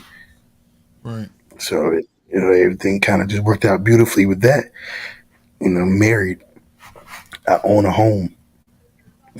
You know, shit like that. Breaking the chains, my brother. Breaking the Yeah, chains. yes, You know what I'm I'm fully out of saying? there. You know what I'm saying? That's what it's about. You know what I mean? Breaking free, breaking the chains. You know what I'm saying? There's a lot of times, like you said, where we just accept things. You know what I mean? Yeah, And sometimes it's not a bad thing, but sometimes it's not good either. You know what I mean? Because exactly. whenever you feel liberated as a person, it's a different feeling. It's empowering. You know what I mean? Yeah, It it lets you know that, you know what I mean, I can do anything. It don't matter. You know what I'm saying? Like it don't matter what people think, even the closest to you, even blood. yeah, buddy. You know what I'm Yeah, saying? buddy. Blood, man. Yeah, That's a fact. and so yeah, that's you know that's pretty much bringing it to the day from there. You know what I mean? And just keep on working and keep on pushing, trying to make life, you know, beautiful for my daughters. You know what I mean? And I feel like I have done that.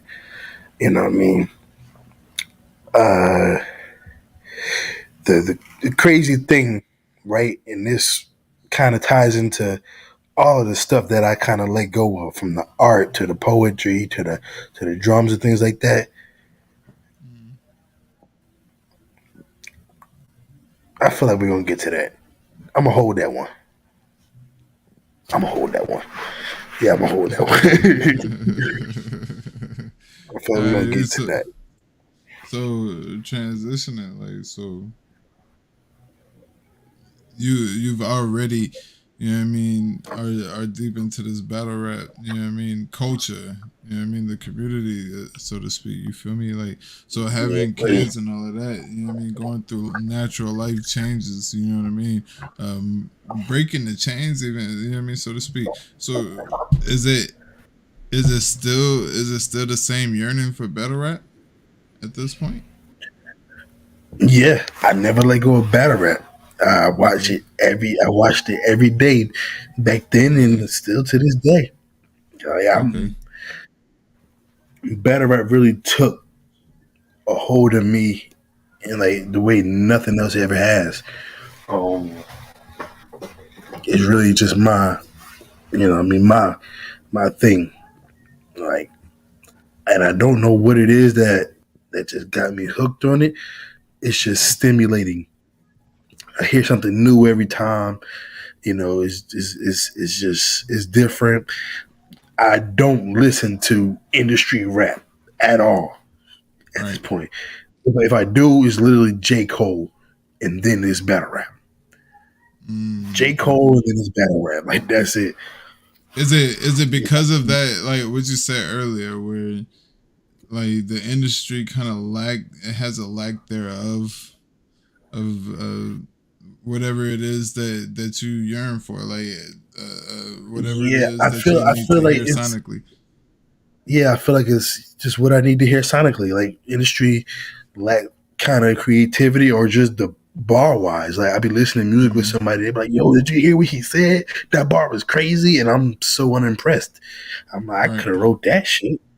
Right. I Right. felt like that, and not to mention, I felt like that without ever writing anything ever, or not. You know what I mean? Like I wasn't a rapper or nothing. I never tried rapping, none of that. But hearing it, I'm like, that wasn't nothing. I could have said that to you just in an argument or whatever. You know Right. what I mean? Like Right. Right. that wasn't cold to me. Like I was very unimpressed with rap at an early age, and it never went away. And I was still waiting for the rapper to come in and say something like, Some "Yo, crazy how shit. did he come up Yeah. with that?" Like, yeah, Yeah. and it Yeah. never really came. Yeah. Hey man, you got. I'm gonna be real with you.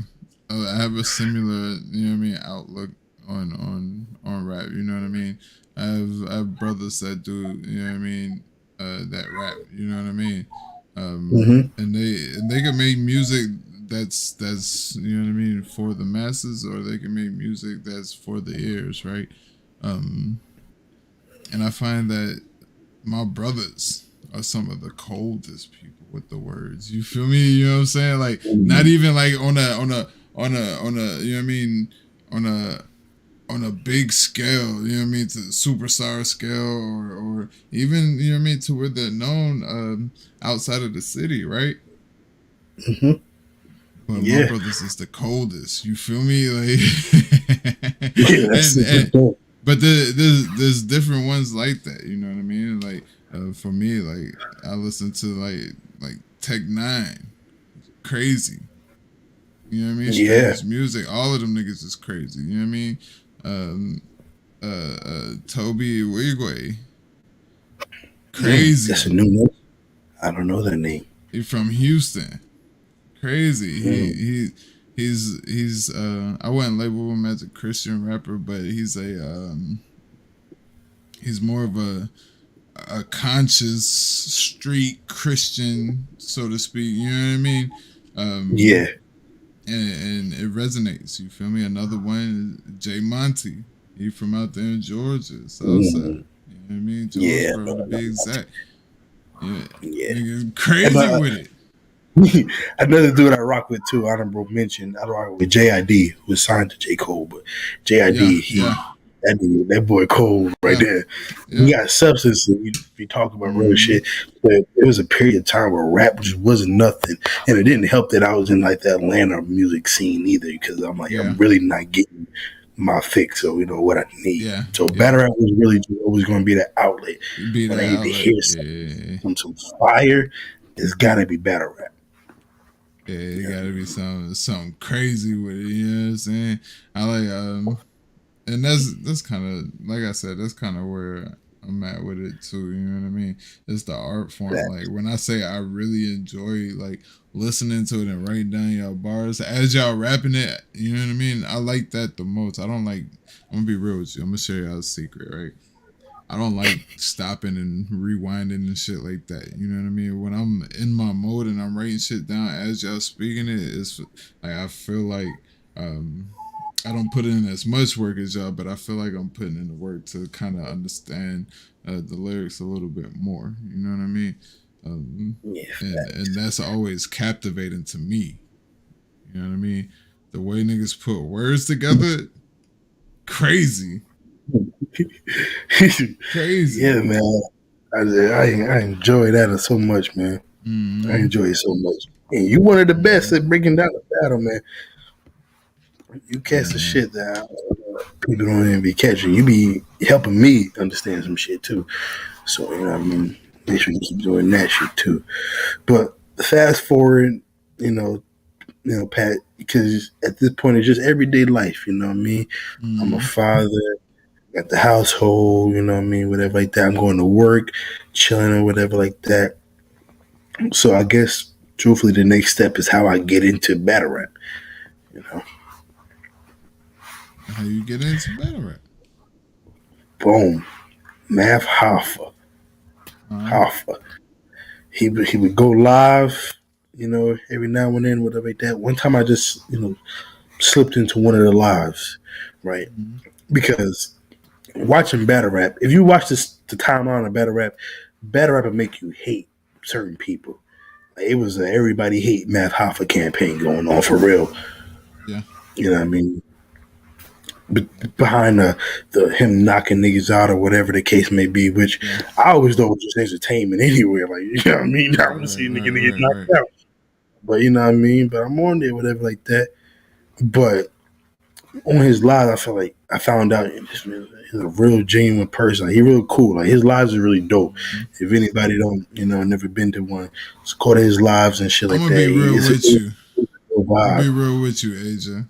Cause I was in there too when y'all niggas was in there, but I was in there under a different name. It was cool when it first started. You know what I'm saying? When the nigga was on the phone in the dark with the hoodie on, you feel me, smoking a gang of Black and Miles and shit like that. You feel me? And they're just vibing. You feel me? That's when it was cool. I'm not gonna lie to you. But it seemed like I mean, it's still cool. I'm gonna be real with you. I pop in every now and again, but to read between the lines, you know what I'm saying? We started that. You know what I'm saying? We did a movement for real. You know what I'm saying? We started that. You feel me? Like, you know what I mean? Y'all niggas started, you know what I mean? Throwing bars out there, you know what I'm saying? Y'all niggas started, you know what I mean? Started reading, oh, that's fire. Yeah. So what happened is one day I was on the live and the vibe just wasn't right. It just wasn't exciting enough. I was getting bored with the live. Right. So I was capping when I said this, bro. It was a lie, like straight up just chilling. Like I just wanted to throw some hot sauce in the sauce, spice, you know? In that, yeah. Yeah, just want to throw a little spice in there. So I sent in the super chat. I said, not for nothing, but I got a round for all the vets, including you and anybody in the chat that wants smoke. I just threw it out there for no reason at all. It was a cat. I'm not a rapper. I never rapped a day in my life. Never wrote a bar. You know what I mean? Math was like, oh, word, what we doing? Word. You know what I mean? Like that. And niggas started talking shit in the chat. Boom, I throw a bar out there. The next nigga throw a bar. Now it's bars flying all over the place. Math said, hey, I'm going to start a tournament. You know what I mean? Friday night fights. You know what I mean? So I low-key created that shit. Niggas don't want to give me my credit for that, but I created Friday night fights for real. But you know, that was because of me going off. Man. Listen, man, I was in there, man. I know what's going on, man. Listen, I was in there, man. That's crazy. I had no idea he was in there. That's crazy to think about that. It was late at night. Niggas is up late at night type shit. You know what I'm saying? I'm outside in the car. Yeah, nigga, I'm in there. Yeah. I seen all y'all niggas. For real. My first battle, I get clipped. Heavy. Bow. Knock me out. Nigga snuck me. Boom. But see, this is where the Vegeta rage comes from. If you know anything about Vegeta, and it's that anger that he gets, because he has to be the best. He feels that way, and so that's really his driving force. Is you can do that. I'm not going to allow me to be the nigga that can't do that. So I'm going to do that, and I did it. That's really where it comes from. So that second round, when they started to come back, I beat all types of piss down Alex leg. Like, for real. I went nuts on the nigga. You know what I mean? You know what I mean? That ain't no shot at nothing like that. You know what I mean? Shout out to the homie or whatever. You know what I mean? But I whooped his ass. So when you're preparing the round for the first time, like, what is that like? You know what I mean? My first one is against, that boy Craig, right? Now, I don't know what everybody else is coming with, right? But for some reason, I felt like I knew I was going to be the only one that had like a cameraman. I'm working at this warehouse. It's a cold warehouse. It's a food distribution center. You know what I mean? Whatever like that. But there's one dude in there that I'm cool with, and he's a videographer or whatever like that. Okay. So I'm like, yo, come work with me on this. Because he's a videographer, but like, it's really just something that he knows how to do. He's not putting it to use or, he's not shooting nothing or whatever like that. He knows how to, that's just his bag or whatever like that. So I'm like, yo, you know what I mean? You get your name out there. You can put your name on the video, whatever like that. You know what I mean? Let's cook something. Right? But as far as the raps, it literally was just freestyle. Like, it's just, you know what I mean? In a battle rap format. Now, when I say freestyle, right, I'm not saying that, right then and there, I just came up with the whole shit and just flew off the top of the head like Eminem or some shit like that. No, but like literally, you got the camera, and I got and I rap, and it's like, okay, it's like, boom, I spit the first bar. All right, pause the video. What's next? Let me think of something. All right, hit play. Boom, here's the next bar. Okay. What's next? Okay, let me think of something. You know what I mean? Boom, like that. Video. Yeah, just pretty much just punching in. I'm not writing bars and nothing like that. Like, it's just, that's just what it was. You know what I mean? And that's still, I'm trying to break the habit, but that's still how I prefer to move today. You know what I mean? But Right. you know what I mean? Like that. But after losing that battle, and I'm watching him, I'm like, oh, I didn't know we was doing that. Like I was just playing around. Like I'm, you know what I mean? This is like for fun. This is some fun. But you really trying to battle me, so I really got to rap. I'm really going to rap. Now I didn't get to face him again, but they put me against Alex Palace, and I'm like, okay, since we really in this, like Matt said, take it serious. Like this is like real battle. Like this could go somewhere. Okay, well then I'm a rap then. Okay, I can go above his level. I didn't know. I was just chilling. I'm having fun. I just, you know what I mean? Like, you know what I mean? It's whatever. I went up, you know what I mean? I whooped Alex Palace's ass, regardless of what you say. You know what happened that battle. Because, you know what I mean? You know what happened. I whooped his ass, and boom, right there it hits me. I'm done with battle rap. I proved what I had to prove. I had fun or whatever like that. I don't want to do it no more. Yeah. Right? But the people pleaser in me and all this shit like that says, I gotta keep going. I mean, I can't just leave out the tournament. I can't just quit or whatever like that. That's gonna leave them with an empty slot, whatever like that. So even though I didn't want to do it no more, I go on to the next battle. That's abysmal. Yeah. But the goal literally was to lose and get out the tournament. That was the goal right then and there. Because right then and there, I didn't want to do it no more. I had my fun. Right. I ended up winning the battle on accident. Again, I'm like, shit, fuck it, right? Mind you, I'm working at a warehouse, a food distribution warehouse. I kid you not. We doing 18 hours in that joint. Like we in there. We doing 18 hours, right? The battles drop every week. I don't really have no time for this, which means I got to get off at work 2, 3, 4 in the morning, and then get up with my, camera nigga and try to shoot this battle. I'm not having a good time. I'm no longer having fun. This is work. Right. I'm not sleeping. So like when people watch the battles and they're like, yo, you sound like the Cookie Monster, your voice or whatever like that. I ain't slept in 2 days. Right. Like you know what I mean? I'm trying to drop this. I gotta have my footage ready before Friday. You know what I mean? Like that's all it was. Like now I'm starting to hate battle rap. Actually being in it because like now this is taking too much. This is becoming a job. This ain't fun no more. So I tried to lose to Abysmal. I didn't lose. I won. Right.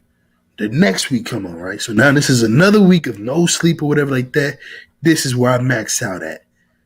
The boy Cardi got me. I had nothing left in the tank. I couldn't speak or whatever like that. The fact that we even put a video together is freaking amazing because we was out of it. We was done. Because mind you, my cameraman worked with me. Right. He in there 18 hours too. He tired. He can't edit for shit. He is tired. We done. I don't want to be in this tournament no more on top of that. Like, so I lose to motherfucking Cardi. You know what I mean? And I wasn't tripping. I was happy. I'm done. Get me out of this. I'm done. You know what I mean?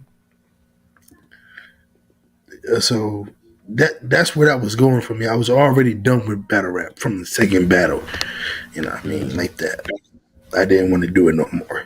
Friday Night Fights, season 2 was coming around. I said, I'm not doing it. I'm just going to spectate this time. Right. They wasn't having it. They wouldn't allow me. Having that shit. They're not having it. Right? The next season did not start because I didn't join yet. People that they in the chat, we all in the group chat, sitting here like, yo, we ready to go, man. They're trying to go. They want to battle, whatever like that. Matt saying, hold on. You know what I mean? We're going to get right. We're going to hold on. It wasn't until I said, you know what? Fuck it. I'll do it. Because after the boys saying, yo, come on and join, whatever like that.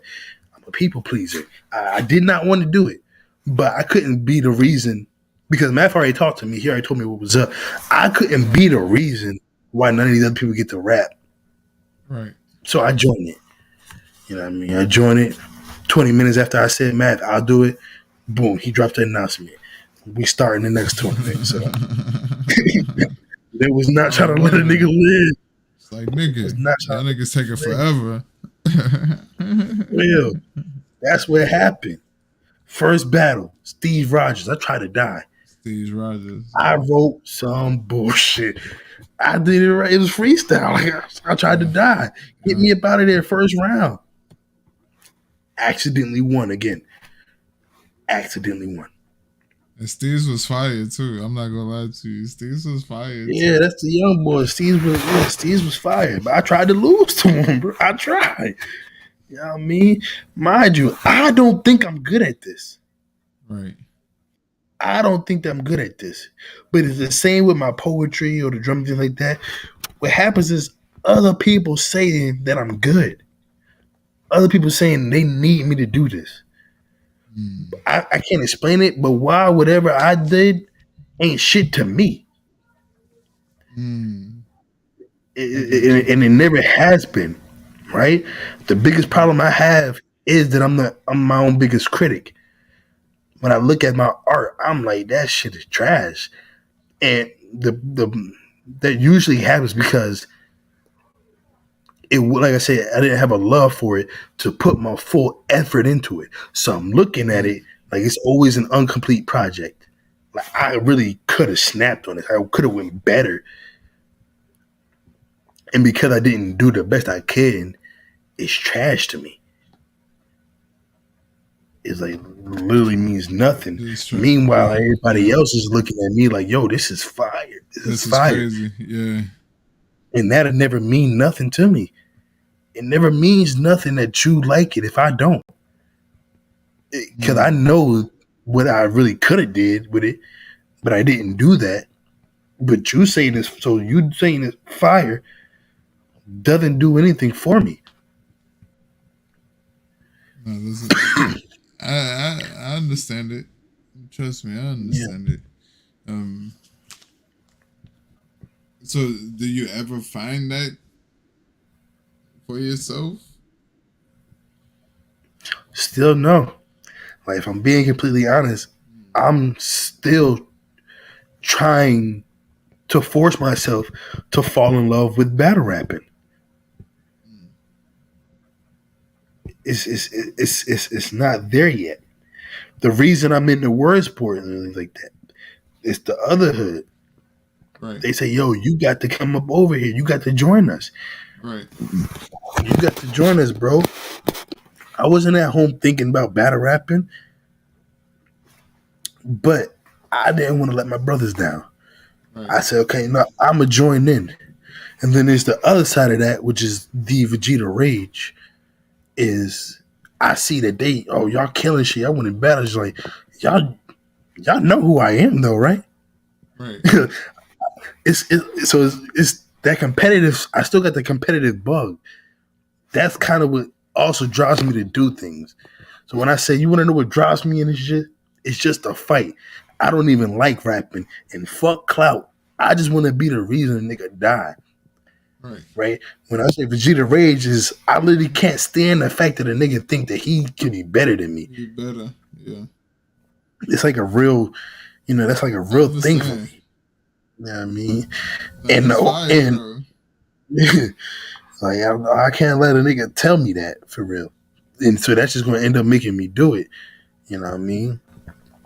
So, and what's crazy is the whole Vegeta rage thing, it just happened to work out that way. Right? I can't stand it because it literally just was a bar. When I said that Vegeta rage is in my pen, last battle that was a bar for that one battle. It's just that everybody stuck with it and kept on hitting me with it. And I'm sitting there telling them, like, yo, I don't even watch Dragon Ball Z like that. Like, I'm not, it was just a bar. But I had to just adopt it. Yeah. It's your slogan. Is one of your, it's your power move. Like, got that Vegeta rage in my, you know what I'm saying? You gotta use that mid round. You know what I'm saying? Fucking Showtime. You did what? My bad, Real. word. And then so the fact that when I look at who Vegeta Rage or what that means, What and it for me to means, actually be that is a reason why I battle rap Mm-hmm. is like, wow, that kind of worked out perfectly, right? Because it really is just a vibe.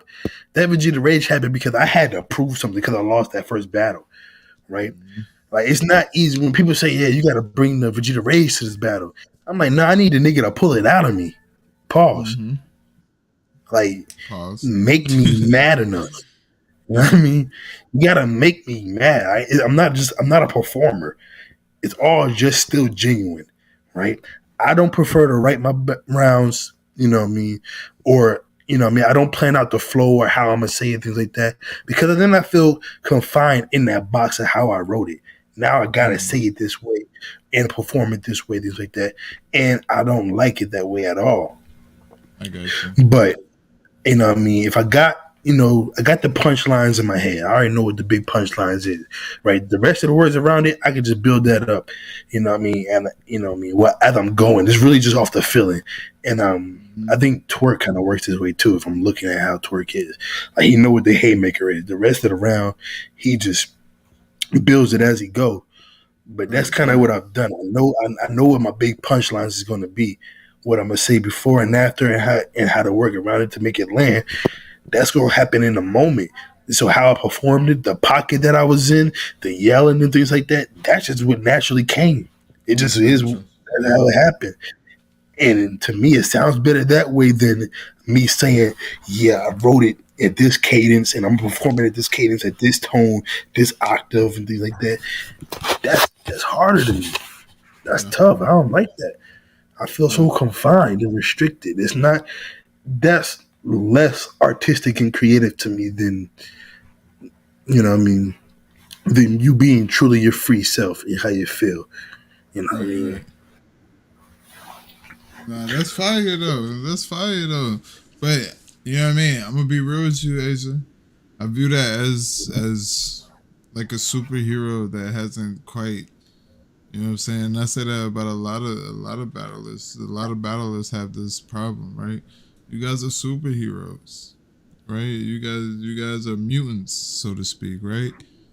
But you haven't mastered your mutiny. You know what I'm saying? Right.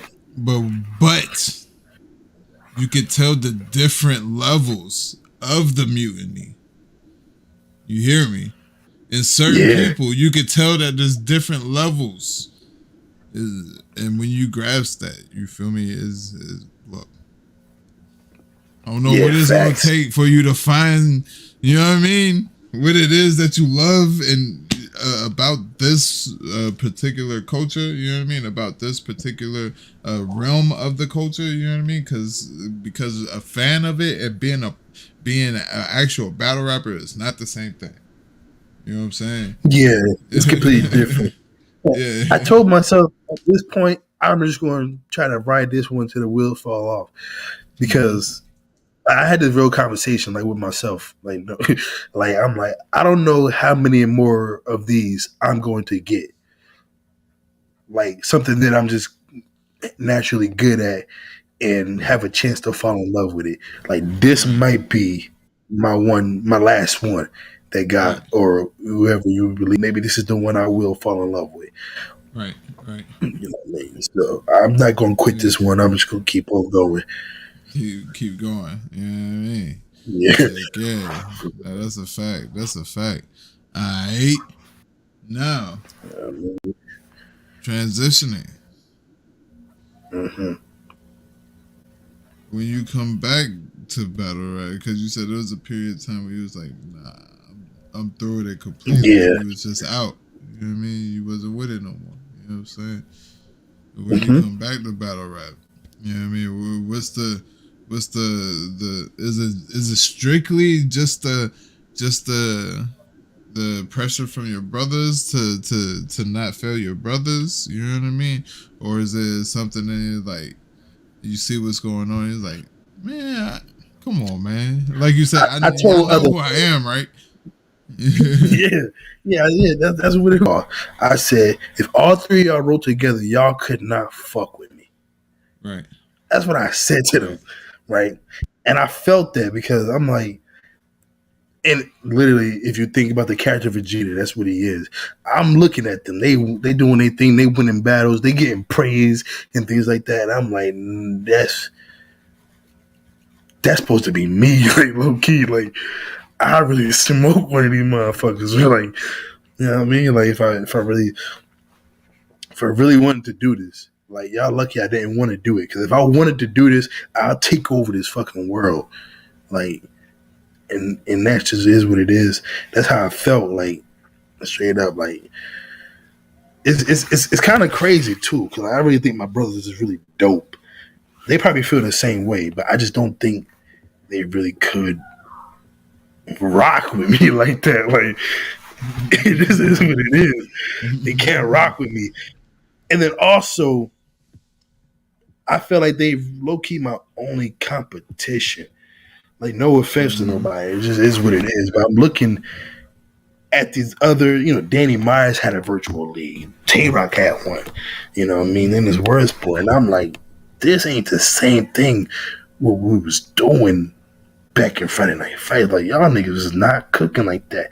Like, it's about to be some tree-shaking elimination when I get into the game. Like, cause, like bringing bars back. Because... this shit is not about to turn into what I think, how I felt about industry, right? Where I'm not hearing nothing I couldn't think of myself, bro. Like straight up, my best performance hasn't happened yet because I haven't had the competition that I felt like I was afraid of. Like, yo, I really got to work for this nigga. Like, this nigga might kill me. I haven't had that person yet. I'm waiting for that one. So I meet that nigga where I'm like, yo, I heard this nigga rap.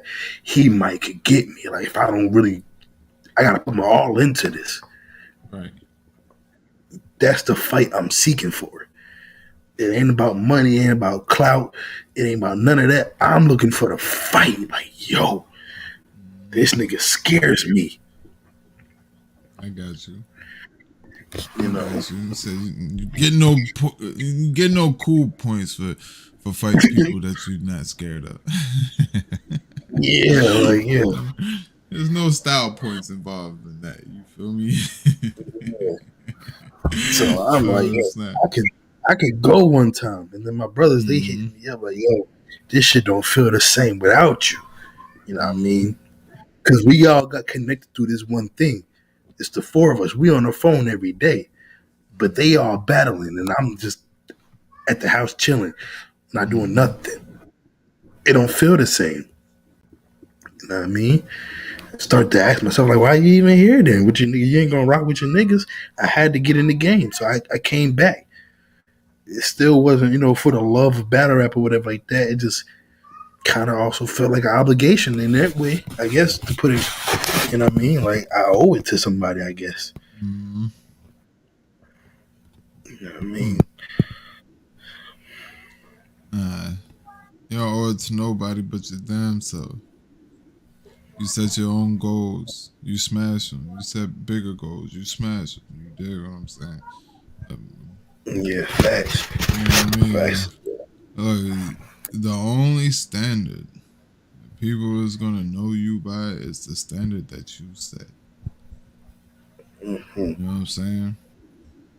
And if I'm gonna be real with you, if you you know what I mean, if you falter on those standards, you know what I mean. You ever hear the term? People only allow what you, or people only do what you allow. You know what I'm saying? That's the same. That's the same with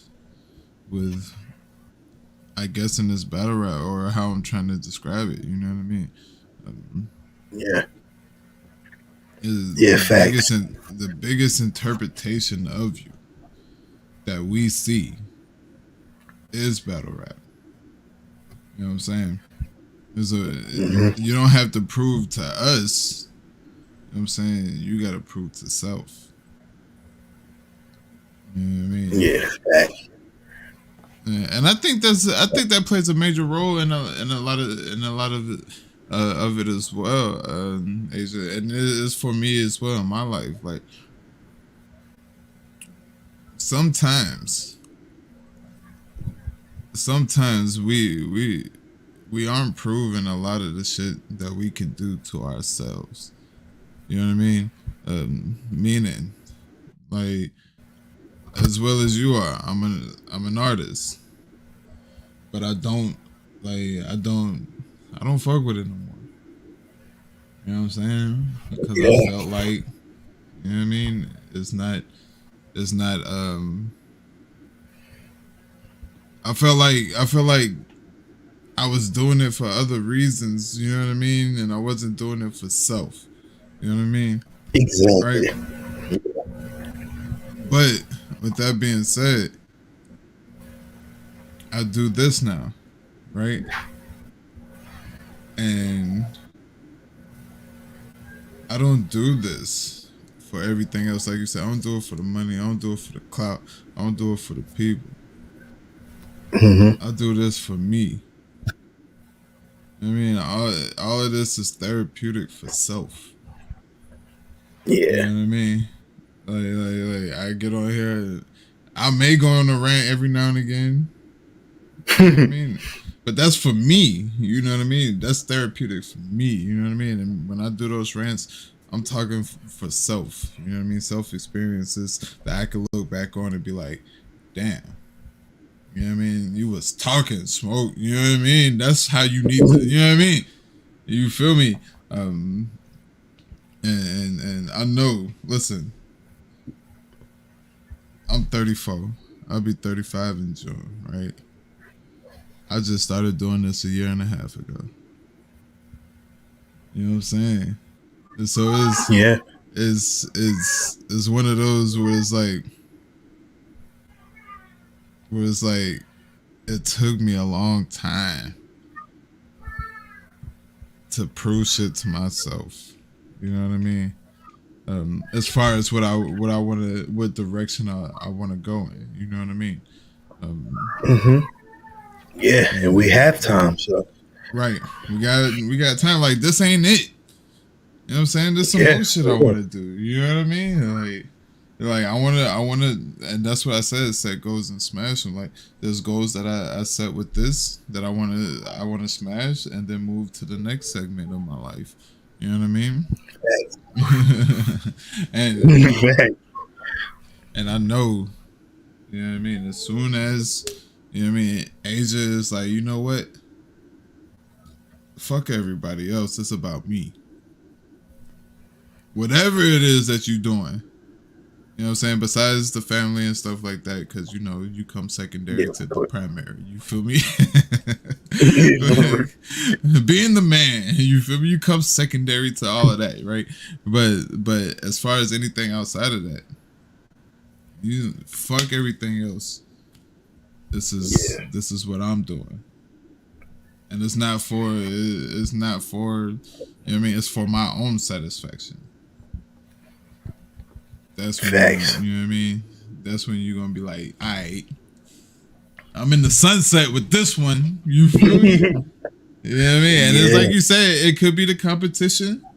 You know what I mean? It could be competition level that'll get you to that point. It could be well, somebody you deem worthy, like say if somebody come in and a nigga super fire, you like, hold up, nah, this little nigga gotta come see me. You know what I mean? Like shit like that. You know what I mean? Shit like that. Yeah, I already know, and that's what you know what I mean. It's good competition. That's healthy competition. You know what I mean? Yeah. A lot of us get away from that. You know what I mean? That healthy competition, so to speak. You know what I mean? A lot of those people that are revered as those scarier people, right? They don't like to come out ever so often, and if they do, they get, you know what I mean? Yeah, I know how you saying. You know what I'm saying? But it's kind of like niggas just in. I don't want to say niggas is in dragons layers and shit like that, but niggas is like yourself. You know what I mean? Niggas is like yourself as far as, I mean, them niggas have all the talent in the world, right? But niggas is cooped up with it. You feel me? And a lot of niggas that's be a on their good high thing. horse too. Yeah. There's that too as well, but you know. It is what it is. You feel me? So, Yeah, buddy. transitioning. We got our random questions segment. You feel me? I'm ready. We ask random questions. You dig what I'm saying? Some of them may be a little, you know what I mean? A little hard, you know what I mean, to answer, but they shouldn't be that, you know what I mean? You know what I'm saying? I'm ready. Alright, so what is the biggest misconception about AK Asia? I thought I was ready. Okay. Yeah.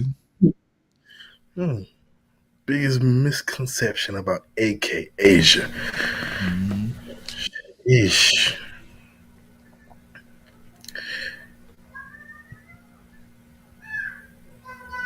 You know, I feel like, damn, Smoke. Dang. See, that question hit, and I've seen your interviews before. That's crazy. Say look. Yeah, for real. I say the biggest misconception is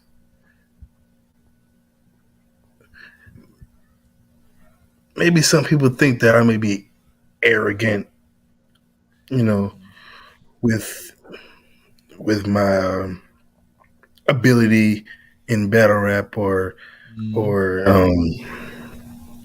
you know, because a lot of times when I'm talking, I guess it can come off as bragging to some people, but that's never really even the case. Like when I say I didn't write this shit down, I'm not bragging. Like, I'm not proud of it.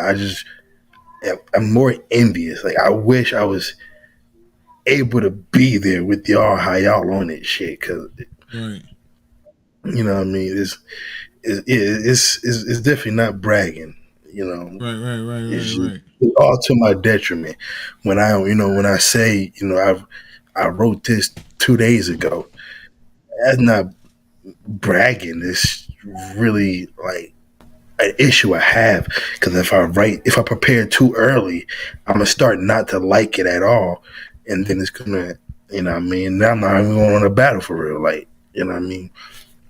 So I'm never bragging. I'm trying to earn my spot like everybody else. Like I told y'all, like the shit that I'm saying ain't shit to me. Like I haven't impressed myself yet. Right. I haven't done it yet. The fact that everybody else likes it means nothing to me. So that's probably the biggest misconception. I got you. All right. Next question. What's something that you've had before battle rap that's helped you in battle rap?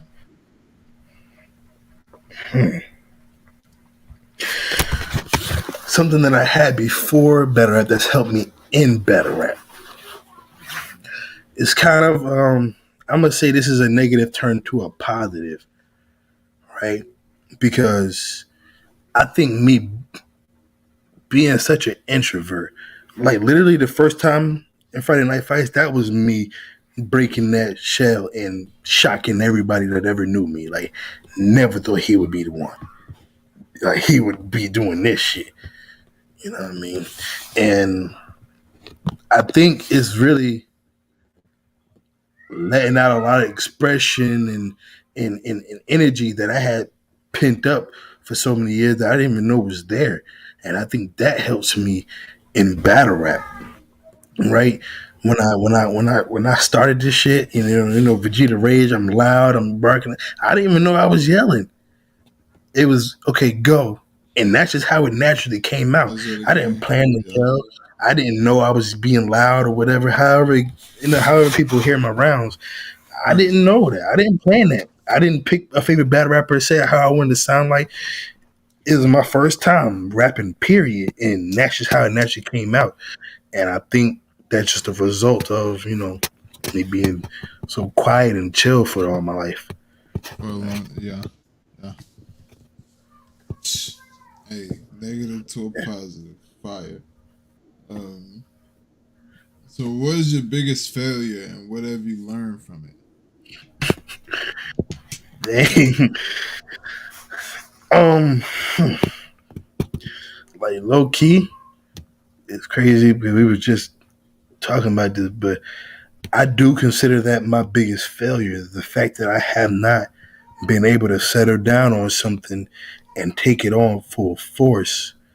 You know what I mean? I never completed the task. I never said this is what I'm gonna be, this is what I'm gonna do. Can't stop, won't stop, don't stop. I'm like, Right. you know, it really can go anywhere. I can literally wake up and say, "Nah, I'm cool with battle rap again." You know, God forbid or whatever. But that I consider my biggest failure, my biggest downfall, my weakness, because you know, I just kind of always wanted that, and always search for that feeling. Like, yeah, I feel home here, and you know, I kind of always think back, like, what if I would have just stuck with the drums? Like, you know, each one of those that I gave up on is a failure to me. So overall, that just equals my biggest failure. Like, I let go of so much stuff that other people would have been so grateful to have, Right. as talents or things like that. The ability. Biggest failure. That's fire. Man, look, recognize it. You know what I mean? Working on it. You know what I'm saying? Yes, sir. Facts. I bet. Alright, so we're gonna take it to hip hop question. You feel me? Let's get it. Top 5 hip hop artists of all time.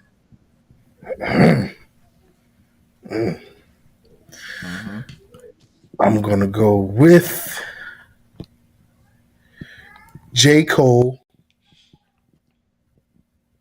Or you say you listen to R&B too, right? So I give you top 5 artists of all time. Of your that you like of all time. All right, cool. We can do that. We're gonna go.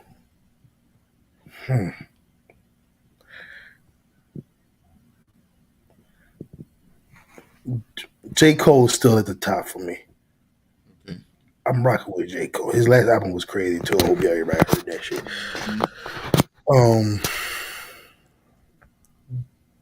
Then I'm gonna go. Mr. West, just from what he did with music altogether. Kanye. I'm gonna go there with it. Boom. The Weeknd is just I had a connection there, from his inception. You know what I mean? Like, that shit Right. really touched the soul. That first album and shit like that. Like, it is what it is. The Weeknd, Chris Brown, legendary. Chris Brown. That's a A fact. lot of people are afraid of him versus stage. That's a You know what I fact. mean? They're gonna have to do a holograph of Michael Jackson. For real. You know what I mean? And lastly, I think I'm gonna give it to probably Usher. Whole time. Legendary. You know how I know Usher was legendary. Whenever What's up? I think I was like maybe like 16, 17. Or maybe a little bit younger. Maybe like 14, 15. Showtime at the Apollo used to come on, right? Mm-hmm. And they would play like old reruns of Showtime at the Apollo. This little nigga Usher on there singing one of his hit songs, my nigga. He wasn't like a act, my nigga. He was the guest performance, my nigga. The nigga was young as hell. So yeah, Usher a legend. Yeah, Usher a legend. Yeah, that boy is legendary. He different. So J. I'll take Cole, Kanye J. West, Cole, The Weeknd, Kanye. Chris Brown, Yeah, and Usher. yeah. I think that's it. I think that's the That's five. fire. That's a fire list. I'm not gonna lie to you. That's a solid list. You feel me? I got a question from the chat. You know what I'm saying? If y'all want to ask Asia some questions as well, now is the time to put questions in the chat. You feel me? While we're doing the random questions. But somebody says ask Asia about New Jersey rocks. My bad. New Jersey rocks. Yeah.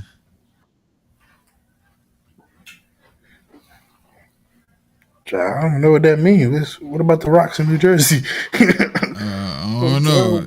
The comment above that says rock slinging, and then after that it says ask Asia about New Jersey rocks, and that's from that's talking about son. That's from me. So no, rock slinging. Oh, I know what me talking about. He playing game. You a fool, man.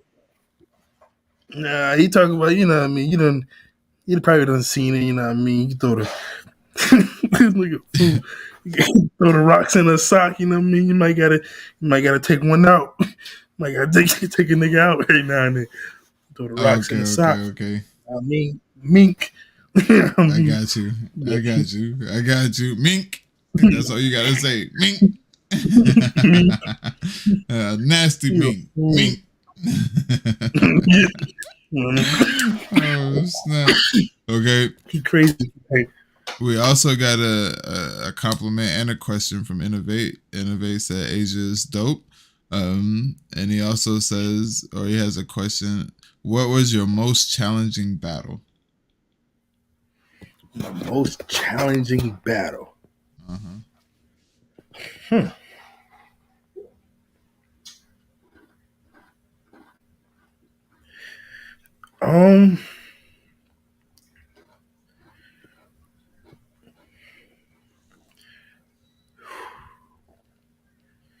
Most challenging battle.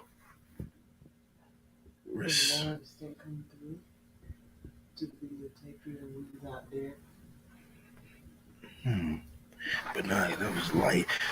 Respectfully, I'm gonna have to say Cardi. Cardi? I'm gonna have to say Cardi because, like I said, that battle, I was just tired and I had nothing left in the tank. Like, had I been me myself at 100, that battle is totally different. Wasn't able to do it, and that is like the one battle like I like feel like it's like a real stain. Like I don't like that happened, and I'm not okay with it because that nigga think he really better than me, and I will smoke that nigga's boots straight up. Like I'm waiting for that day that nigga pop back up. Right. I don't like that happened because like that's like one battle that still got me angry. And I don't like how that shit played out for real. Because like I said, it's at the end of the tournament. I'm tired. But out of all my great performances, that's the one that gets played on Ruin Your Day. And I gotta look at myself like that. Like in my worst form possible. Right. That's the one that gets played on Ruin Your Day. Like I hate that battle so much. And I really want my lick back, like straight up. Like somebody owe me a fade for that one. Like I was on Ruin Your Day getting laughed at because of that shit. And low key, it was just because I was tired and exhausted. Yeah, hell yeah. I gotta see, bro. Gotta see. Low key, because I low key thought Cardi was garbage. Like he is the reach god. Like I do not like that shit, bro. But because of how that went down, niggas leave out of there thinking Cardi better than me, and I'm not. I'm upset about that. I'm upset about that. I don't like that at all. Like straight up, he would have to die. I will. What? It has to be that Cardi battle. Yeah, that's the one. Definitely, bro. I wish I could delete that one from time. Period. Man, what? Man, what? That was a good question, Innovate. I appreciate that, man. Straight up. All right. Give me your I'm top way 5. better than that nigga. Like, but I was just, man, I was exhausted, bro. My bad, my bad. Go ahead. You good. Give me your top 5 battle rappers of all time. Boom. All right, cool. Number 1 is Arsenal. Arsenal. Right? Yeah. Regardless of how you want to feel, he's my favorite battle rapper. Not saying he's the best battle rapper, but he's just my favorite. That's just right. No this is your personal top 5. Yeah. You know what I mean? He introduced me to battle rap, and that's just what it is, in his jersey. Boom. Then we're going to swing over, I mean, this way to K-Shine. You know what I mean? Very few performances ever that I wasn't entertained by K-Shine. You know what I mean? Like, out the door, I was just with the energy, the power, you know what I mean? Like, Nate, right? I'm going to go with Twerk as number 3, right? When Twerk came in, he really was rapping at a different format than everybody else. Like, that shit, the way he was doing things, well, still is, but you know what it is, though, with Twerk. But how he still is like, yo, he's another one. Like, how did you think of that? Like, I wish I'd have thought of that. That's crazy. You know what I mean? Great. O-Red. O-Red, lyrically, I think nobody really rocking with him, bro. Like, he really crazy. I never understood what it was about his career, why he never reached, that pinnacle that everybody else went to. But O-Red pen was really nuts. Like, yikes, bro. That boy was wigging. Yeah. That boy was wigging. O-Red. Right. You know what I think it was, though, and not to stray away from the list, but What do you think? I think it was first of all, it was the story about the party in St. Louis with the girl. Yeah. They ain't had to do that to him, bro. They ain't had to do that to him. That was crazy. I ain't gonna lie to you. And then it was the performances where there was a time where he wasn't, you know what I mean, living up to staple O-Red. You know what I mean? It was choking and stuff like that. You know what I mean? And that kind of, you know what I mean? You see where it took Be Magic. You know what I mean? You see where it took Paper. You know what I mean? You see, you know what I mean? These different names that we look at as legends, but they haven't quite grown to the status of their peers at that time. You know what I mean? Yeah, facts. And go ahead. I think the last one, and I know this is like super Jersey crazy because my whole list is Jersey, but you know what I mean, Surf, man. Yeah, Surf was always one of my favorite battle rappers. You know what I mean, just the energy, the vibe and shit like that.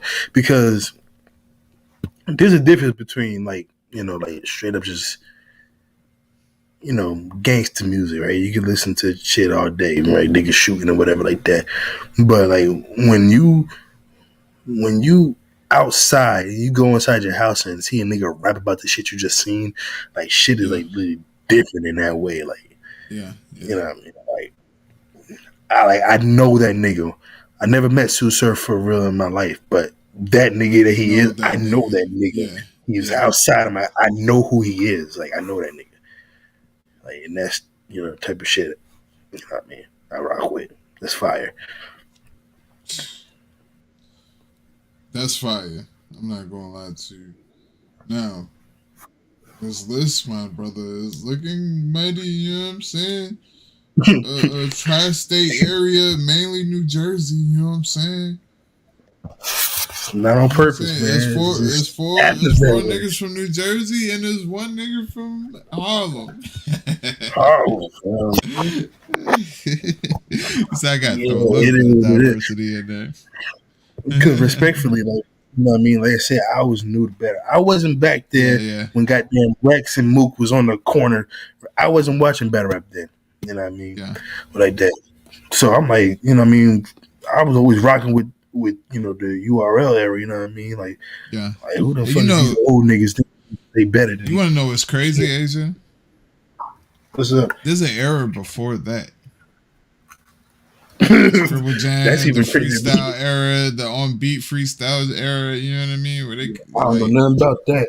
You feel me? Like, I can't wait. Listen, I can't wait to get some knowledge on that. I'm gonna hit up a certain individual and hopefully we can, you know what I mean? We can get some more insight on some things like that. You feel me? Because that's something that I'm not aware of either. Like, I know it happened, and I think I even may have saw a few, you know what I'm saying? But I don't know it like how I know battle rap. You know what I mean? Like how I know this side of battle rap. You know what I mean? From the Lionsgate, you know what I mean? The Lionsgate, the Lions Den, the Smack DVDs and all of that. You know what I mean? I know that much more than what I know about the old school. You know what I mean? But yeah, that I need to get into it. How niggas was moving back then. You heard? Like I was like out there, man. Fuck Lux, my boy Calicoe about to whoop his ass. Like, you know, fuck all them old niggas that thought they was. Bro. Fuck that shit. My boy about to whoop the ass. You know what I mean? Like straight up. How did you feel when you saw that? But see, when I saw that, I called it how the battle went down. I said Calicoe 2-1, low key. Yeah. That's how I saw it when I first seen the battle, and it is what it is.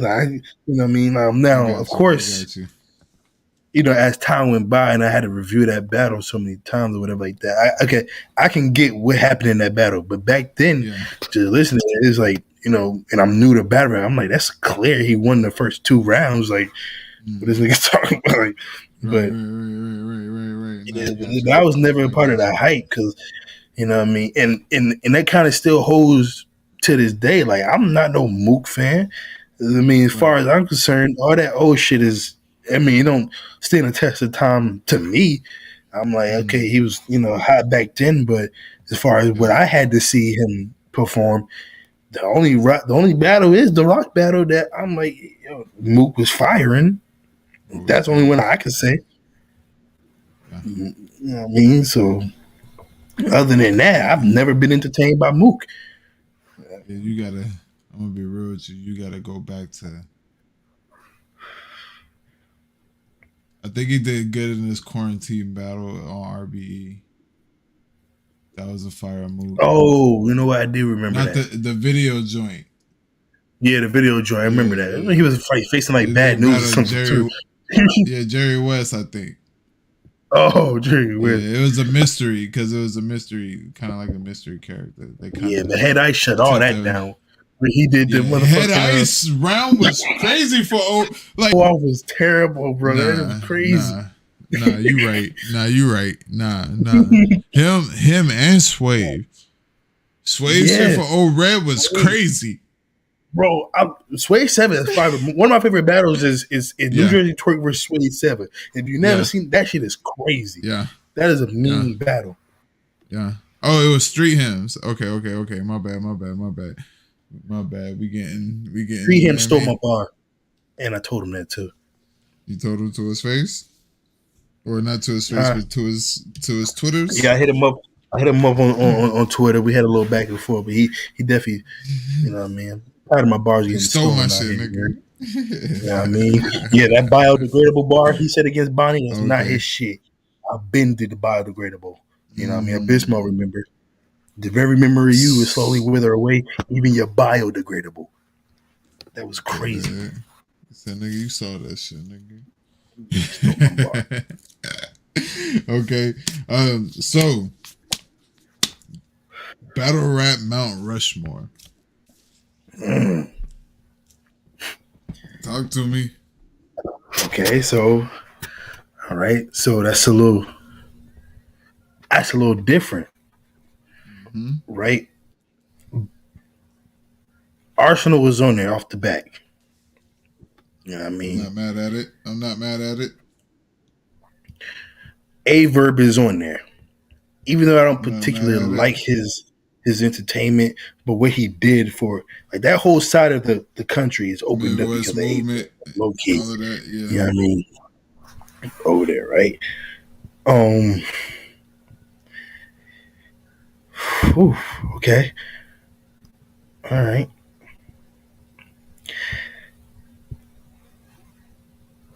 K-Shine is on there for me. K-Shine is on Right. there for you? Just because that form of the entertainment, the really like really barking on niggas, the loud, like there's no twerk without K-Shine. You know? Like all like Or respectfully. For real. Press Mafia cold too. I mean, besides that little scandal he had, like he was one of my favorites for real. Yeah. He was one of mine too. I ain't gonna lie to you. Now, I can't trust you. Yeah. That's terrible that happened. You know what I mean? K-Shine is on there. How many heads is on Mount Rushmore? That ain't my history. That's their history. Four. You know, there used to be the three kings. The black, you know what I mean? That's the black. But I already know what's going on. You feel me? Maybe I'll start doing that. You know what I'm saying? You know what I mean? Yeah, look, you changed this shit up already. I'm gonna start doing that. You know what I'm saying? For real. Okay, so we got K-Shine, we got Arsenal, we got Aver, right? Mm-hmm. I'm gonna go with Calicoe. I'm gonna go with Calicoe. Totally different format. That's how I feel. Like as far as the styles in the current battle rap, I feel like a lot of people gotta come somewhere off of those formats. Right. Of those four people. And you know what I mean? And you know, just respectfully for those who's like in the shot, you know, I just wasn't there for Lux's heyday and Mook's heyday and all the Uncasa with the goggles and all them niggas. I wasn't watching that. So I'm going off of my, you know, yeah, I mean, for real. And you know, I especially, you know, I'm sure in this time, but when I go back and watch those battles, you know what I mean, it really don't do it for me. So, yeah, it don't do it for me. You had to be there, Asia. At the time, you had to be there. Yeah. You know that's how I talk. It was fire. Especially to a young kid, I was like, "What?" Was like from like maybe from like 14, 15 ish. Yeah. You know what I mean? But that shit was for real. I remember when I first started watching battle, I thought niggas was for real. I'm like, dang, K-Shine really might shoot this nigga. Like, oh yeah, you know what I mean? Yeah. I thought shit was different, bro. I'm like, yo, why they beefing? Yeah, nah, shit ain't. That ain't it. Why they decide to settle it this way? Factual. So, next question. This might get a little feathers ruffled. You know what I mean? This might get some feathers ruffled out here. You feel me? All right. You know what I mean? Top 5 word sport battlers. Yeah. Hey. Respectfully. So disrespectfully. Ooh. This is really going to ruffle some feathers. Yeah, that's what we're here for. This is what this question is for. But like, literally, and you know, maybe it's, you know, aside from just lack of being entertained, like I literally fall asleep. Like I've missed most of the battles that have happened since I've been in the word of sport. I have to go back and watch them, but shit is hard. The people that do impress me, like innovate. I think Vate is dope. I like his style. I think he's different. Shit, no offense, man, but Rio don't do it for me. I don't like it. I feel like he kind of excluded if you was in, like, you know, like hey man, I'm just gonna say, look, man, I just don't actually feel. for your top 5. I don't have one, bro. Like, I'm sorry. Like, you know what I mean? Like, I just innovate. You know what I mean? I mean, of course, ladies and other hood gang. Of course, the other hood gang. Like, first of all, I'm gonna say truly right now, feel like the top 5 word sport battlers. That's not what I asked you. Top 5 word sport. I'm gonna tell you. I'm gonna tell you because when it comes to bars, Me is literally my favorite battle rapper. Period.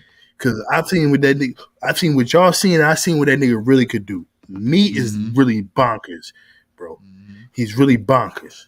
Like, he's crazy. Me is definitely number 1 to me. Okay. Innovate gotta go to number 2. You know what I mean? Right? On the music side, you know what I mean? Twice has gotta be number 3, because that shit kind of hard for real. That shit go in. I'll be listening to that shit. You know what I mean? You know what I mean? Boom. I said battlers. All right, cool. All right, boom. Now, Vito, that's my dog. That's the energy, bro. And he really be whooping niggas' asses for real. Like, he was slapping niggas around. You know what I mean? My boy Jackpot, of course. You heard? My boy Jackpot. Cause it's just, you know what I mean? It's Thug Nation, my boy, on your neck, bro. It don't matter what. And if I'm going off last performances that I have seen, that boy Abysmal moving different, bro. I'm gonna have to give it to a Biz for real. But yeah, everybody else, I'm really, you know what I mean, not interested very much. So Alex Pallet said offense taken. All offense taken. Oh shit, I forgot about Alex for real. My bad. You know what I mean, Alex is just kidding. Alex is dope though, for real. Alex is dope though. But me and Alex had 2 battles. But I haven't what battles did I see him on Wordsport? Yeah, I'm sorry. Yeah, it's just there. It is what it is. I'm sorry. I got you. Innovate, me, Vito, Jackpot, and Abysmal. Top 5 word sport. Yeah, and that's just me looking for somebody I ain't never heard before. You know what I mean? I ain't that. You know what I mean? Y'all singing some different shit that I ain't never heard before. So it's just, I got you. It is what it is. You know what I'm saying? So, what battler has most influenced you? What battler has most influenced me? Definitely K-Shine. Definitely K-Shine, I would have to say. And that's just an observation. Like I said, when I started rapping, how it came out is just how it came out. I didn't plan it. I didn't pick to be aggressive or whatever like that. It's just how it happened. So if I gotta go back and look at my battles, which I never do, by the way, I can't stand watching my own shit. Like, right.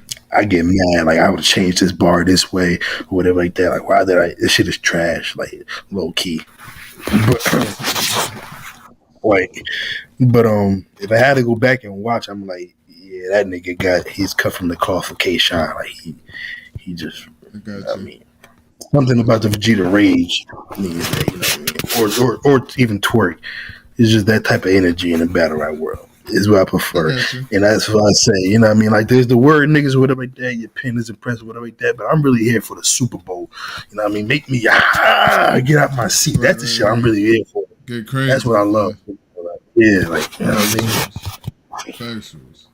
Now, being a part of battle rap now, what is your biggest pet peeve?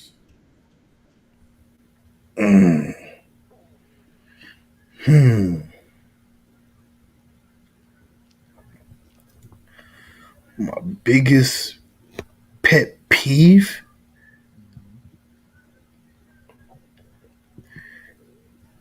My biggest pet peeve is literally watching a nigga, including myself, like, lose a battle they know damn well you shouldn't have lost. Like, straight up, like, you didn't do your shit. Like, there's no way everybody on the fucking planet knows you would smoke that nigga. Why didn't you though? You came trash, and now that nigga gets to live with that, for real. That shit really pisses me off. Like when I'm watching battle rap, whatever the case may be. Like, why did you let that happen? And even with myself, like, why did you allow that to happen? Like that Cardi battle, like, why did I allow that to happen? But it just is what it is. That's my biggest pet peeve in battle rap, for real though. Like watching my favorite, like when Surf lost to Lux.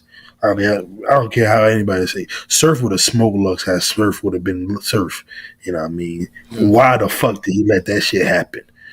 Right. Yeah, right. That shit pisses me the fuck off. Because it was like a downfall from there until these last 3 recent. Yeah. Yeah, like you let the nigga. We've been waiting 10 years for you to smoke this nigga.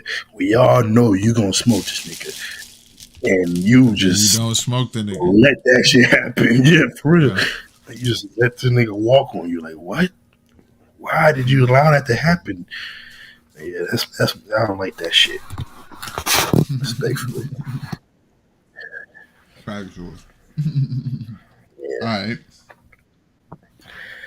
So we're getting down to the last 2 questions, my brother. I'm ready. I just looked at the time. We've been on here for 3 hours. Oh shit, that's crazy. The longest interview that I've had. That's crazy. Factuals. But what battles do you recommend for my audience to go and watch first? You know what I mean, if they want to take this AKA journey, like where do you think they should start at? Like what battle should they start? Boom. AK Asia versus Alex Palace 1 and 2. Respectfully, so far anyway, like Alex Palace has pulled out 2 of the best AK Asias that has happened. For real. I don't know what it is, but I always kind of just went, to my max, my current power level back then. You know what I mean? Because I did not want this nigga to think that he could rock with me, and I felt like that at the time, but I didn't feel like that for nobody else in Friday night fights because I really did not feel threatened. Like literally, I was not threatened by Cardi at all, or any other nigga. That boy Craig, I was waiting to spin the block on him because he caught that little lick off my first battle, but that was before I knew we was really fighting. I thought we was like slap boxing, but he would have got clipped. But Alex Palace, you know what I mean, he always got the full clip. You know what I mean, didn't write it. I mean, yeah. The second one, admittedly, I could have went harder. Like the bottom half of it was, freestyle. Because I still didn't want to be in a tournament, but that's no fault to him because it was still the best AK agent that could have happened. Especially comparing it to the previous battle. So it just, it is what it is. Respect to him. So you can go watch either one of those. Those really the only 2 of my battles that I really respect. The rest of them I really don't rock with. And AK Asia versus me, even though I slipped up in that battle lyrically, though that was definitely my best performance lyrically. Like that battle is crazy, definitely from his side. But I really decided to use a pen that time and was like, yo, you know what I mean? Nobody did to his name what I did to his name. Pause. Like I really decided to go the pen route. Like even the intro out the gate is cold. You gotta you just gotta know what's going on in that part, bro. That battle is really cold, and I said some shit. You just gotta know what you're listening to, for real. Now, on the 16th. Boom. On the 16th, you get a whole different dynamic of AK Asia. A whole different dynamic, bro. Respectfully, so disrespectfully, it's Luke Kane. Like, what that mean? Like I don't know what that mean. What that mean? That's the thing. It means absolutely nothing. It's fucking Luke Kane. Fuck out of here. But my round is bonkers, yo. My round is really bonkers. And so that's literally another nigga dead. That's something. I could never allow myself to lose to the likes of him. So that shit is what it is. The 16th is really about to be bonkers. And then right after that, I got a live battle event. You know what I mean? A lot of Hold up. Before we get to the live joint. What you mean the likes of him? Exactly. Bro, cool. Okay. Yeah, I mean, Luke Kane is ass juice to me, bro. Right, straight up. Okay. I'm not worried about that battle. He can't fuck with me, and that's just is what it is. I'm not worried about him at all. We're not doing that. It's Luke Kane, for real. Like pen wise, like we talking about what niggas came up with bars or whatever like that. That's not a match for me. But it's just one I gotta take because I know I fucked up my last two battles. It just is what it is. You know what I mean? It definitely got nothing to do with him. All right. Right after that, February 24th, you know what I mean? I got a live battle against a nigga named PDP.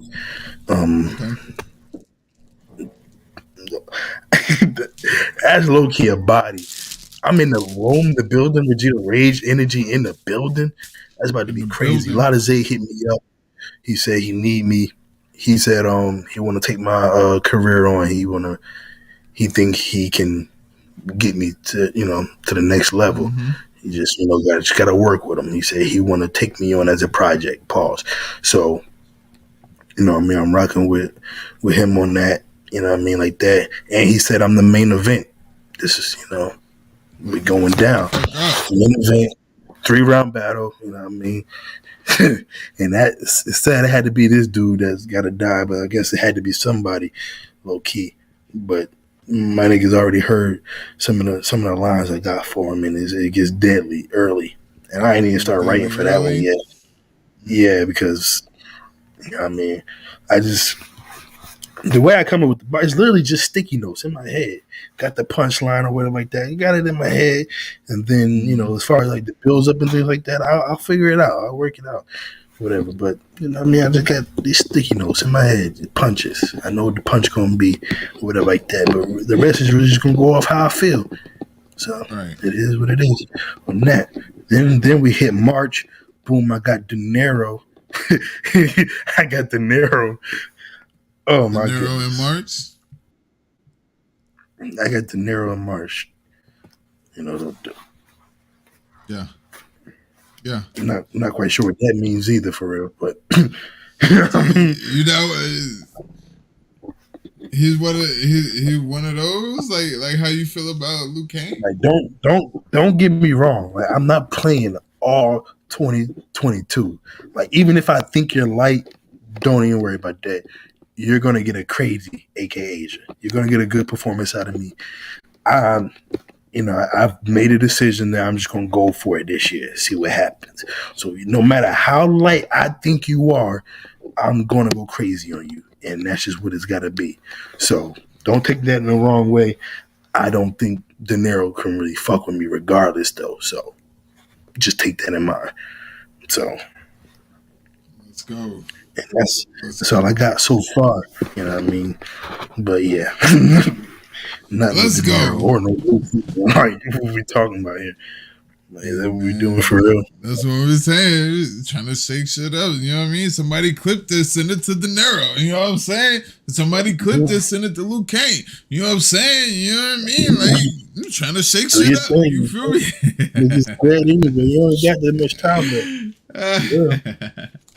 So he ain't got that much time left? He ain't got that much time left. You got a real issue on his hand with this one, because like I said, it don't matter how light I think you are this year. It's different this year. It's different. I'm really snapping. I'm on bullshit. I'm on all bullshit. It's like I'm really acting a fool this year. Like I got you. I don't know. I'm low key pissed off now because I'm on bullshit. Just know that I'm Just know. really, really looking Just to know. just see niggas dead around me, yo. Like straight up. Even the other hood, bro. Them niggas gotta see me respectfully. So you already saw me. Who you trying to get next out the other? Whoever bark, you heard? He out of there. Whoever barked the loudest. I mean, I bet. man, I poke your head out that window if you want to. Bow, blowing this shit, motherfucker. Head off. It's over with. Last question, big dog. All right. When it's all said and done, what do you want your legacy to be known as?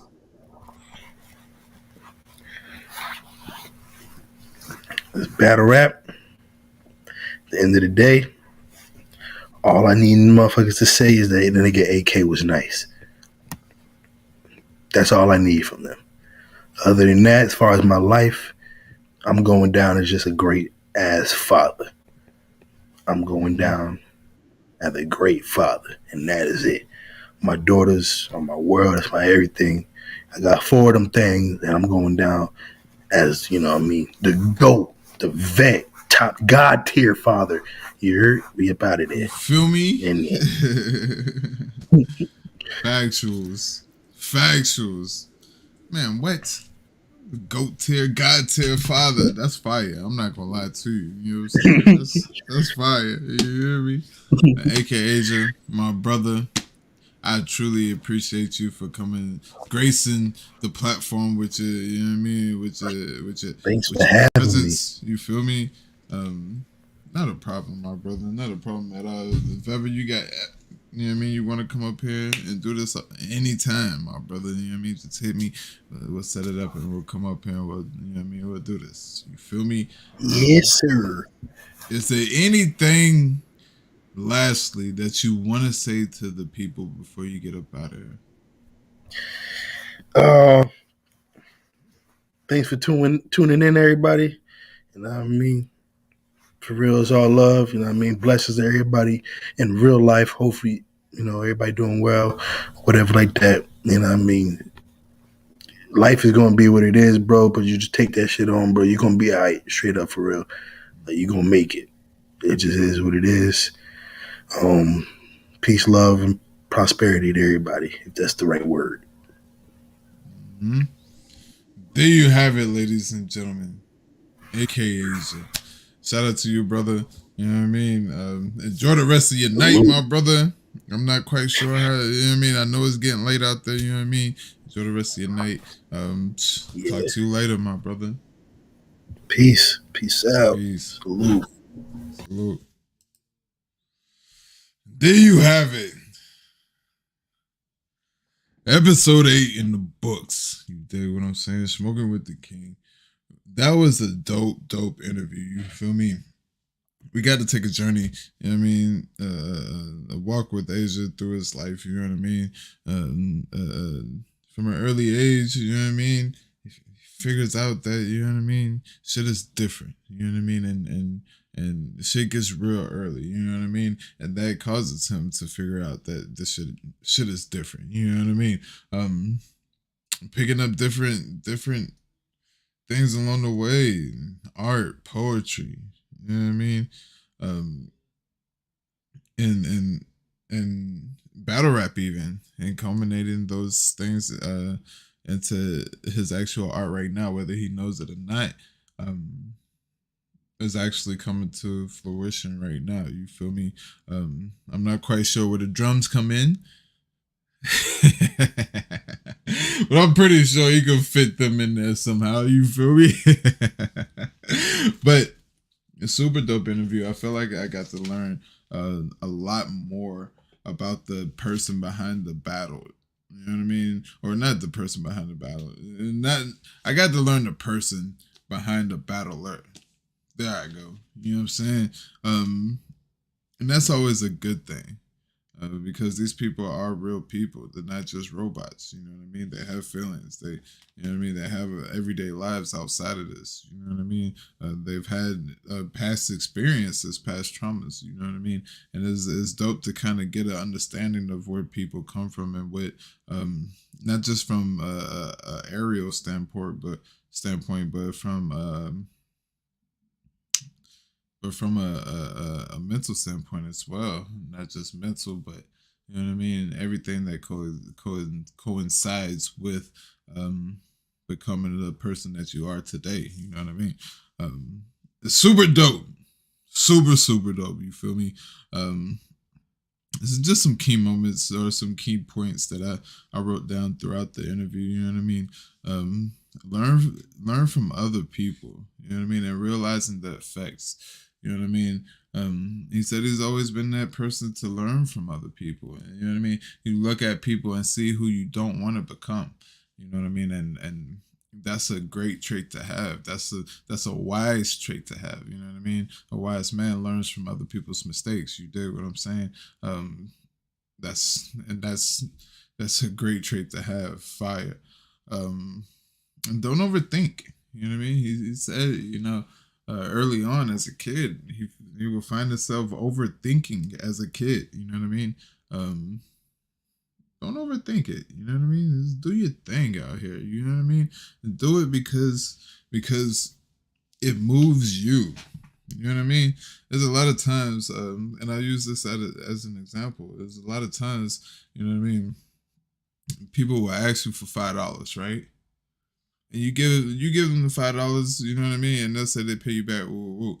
And if you fall into that, then you expect them to pay you that $5 back. You dig what I'm saying? And then when you don't get that $5 back from them, then you get mad, right?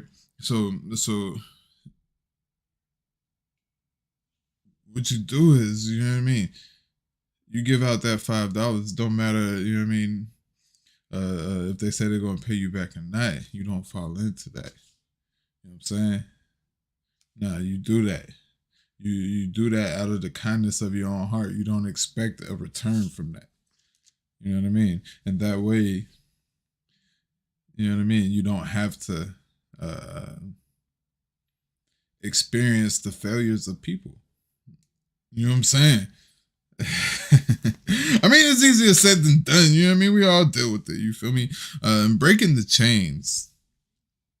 You know what I mean? We need breaking the chains is vital, not just for us as people, but for generations to come. You know what I mean? And this is with anything, habits, traits. You know what I mean? Morals, values. You know what I mean? Breaking the chains. When you're a prisoner, it don't matter if it's a physical prisoner or a mental prisoner. You know what I mean? It's not the best place to be. You know what I mean? It's not the best place to be. You know what I mean? And breaking the chains, being liberated as a person, as an individual, feels so good. I'm not gonna lie to you. You feel me? And it's not just a sense of feeling good for self, but it's a sense of feeling good for change. You know what I mean? And like I said, not just for self, but for the generations to come, for the people around you. You know what I mean? And I felt like that was a key point. You feel me? And turning a negative to a positive. You know what I mean? I seen a comment earlier where it said like, yeah, smoking, you know what I mean, spitting some shit to make it, you know what I mean? And yes, I can. You know what I mean? And that's because I love looking at silver linings. I love looking at silver linings. They're so beautiful to me. You hear me? I don't know about y'all, but I grew up in the country, right? And in the country, like, there's not a lot of shit. There's not a lot of obstruction to sight. You know what I mean? So you get to see the stars at night. You get to see the clouds when they're forming for a storm. You get to see, you know what I mean? Just different things, right? The clarity, right? And when you see that storm cloud, right? And you can see it is dark as night in the middle of that storm cloud, right? But you can see the sun behind it. Everything around that, the little aura around the cloud becomes silver. And it's so shiny and it's so beautiful. I could look at it for days. I could look at it for days. And that's how I look at life. You know what I mean? There's so many dark clouds. You know what I mean? There's so many storms that's going to happen. You just got to know the sun is on the other side of that motherfucker. You dig what I'm saying? As long as you can see that silver lining. That beautiful silver lining. You know that there's something warm and beautiful on the other side.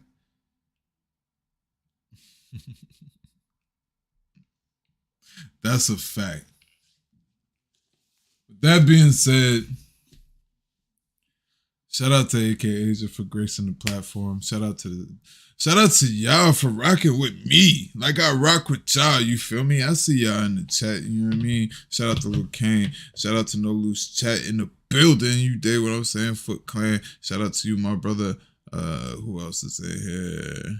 Innovate was up in here. You did what I'm saying? 702, my brother. Salute. You did what I'm saying? Me. Salute. You feel me? Niece. Salute, my sister. You feel me? Who else? My real brother was in here too. Shout out to you, my real brother. I see you. See, no, salute. You feel me? Jules Gaming Lounge, salute. You know what I'm saying? The Word Sport Battlegrounds, twice salute. Don Vito, salute. You feel me? Who else is in here? Bristol Briss, salute, sis. Man, Battle Rap Rankers was in here, salute, rank. You know what I mean? Battle rap is life and all that. You feel me? Shout out to everybody that rock with me, like how I rock out with y'all. You feel me? Y'all definitely is a big part of this channel. You know what I mean? Y'all definitely is the motivation to keep going. You know what I mean? To keep doing these bar breakdowns, to keep doing these post-battle interviews, to keep doing reactions, you know what I mean? The OG packs, the Smoke Sundays, you dig what I'm saying? Y'all the inspiration for real. Y'all constantly push me. Y'all constantly send me material. Y'all constantly ask me to do material and things like that, and I thoroughly enjoy it. I enjoy this journey that we have that we're going on. You know what I mean? I enjoy this path that we're walking together. You dig what I'm saying? Yeah, man. Smoke Sundays, man. I hope y'all had an incredible Sunday. I hope it was positively blessed. You dig what I'm saying? I hope you were very productive. You dig what I'm saying? If you weren't productive, I hope you got all of your rest in that you need, you know what I mean, to succeed for this upcoming week. You dig? Smoke Sundays, another one in the books. Listen, man, y'all make sure y'all like, comment, and subscribe. You dig? Salute for those that deserve it. You feel me? And as always, man, y'all already know, man. I love y'all. King. That was electric.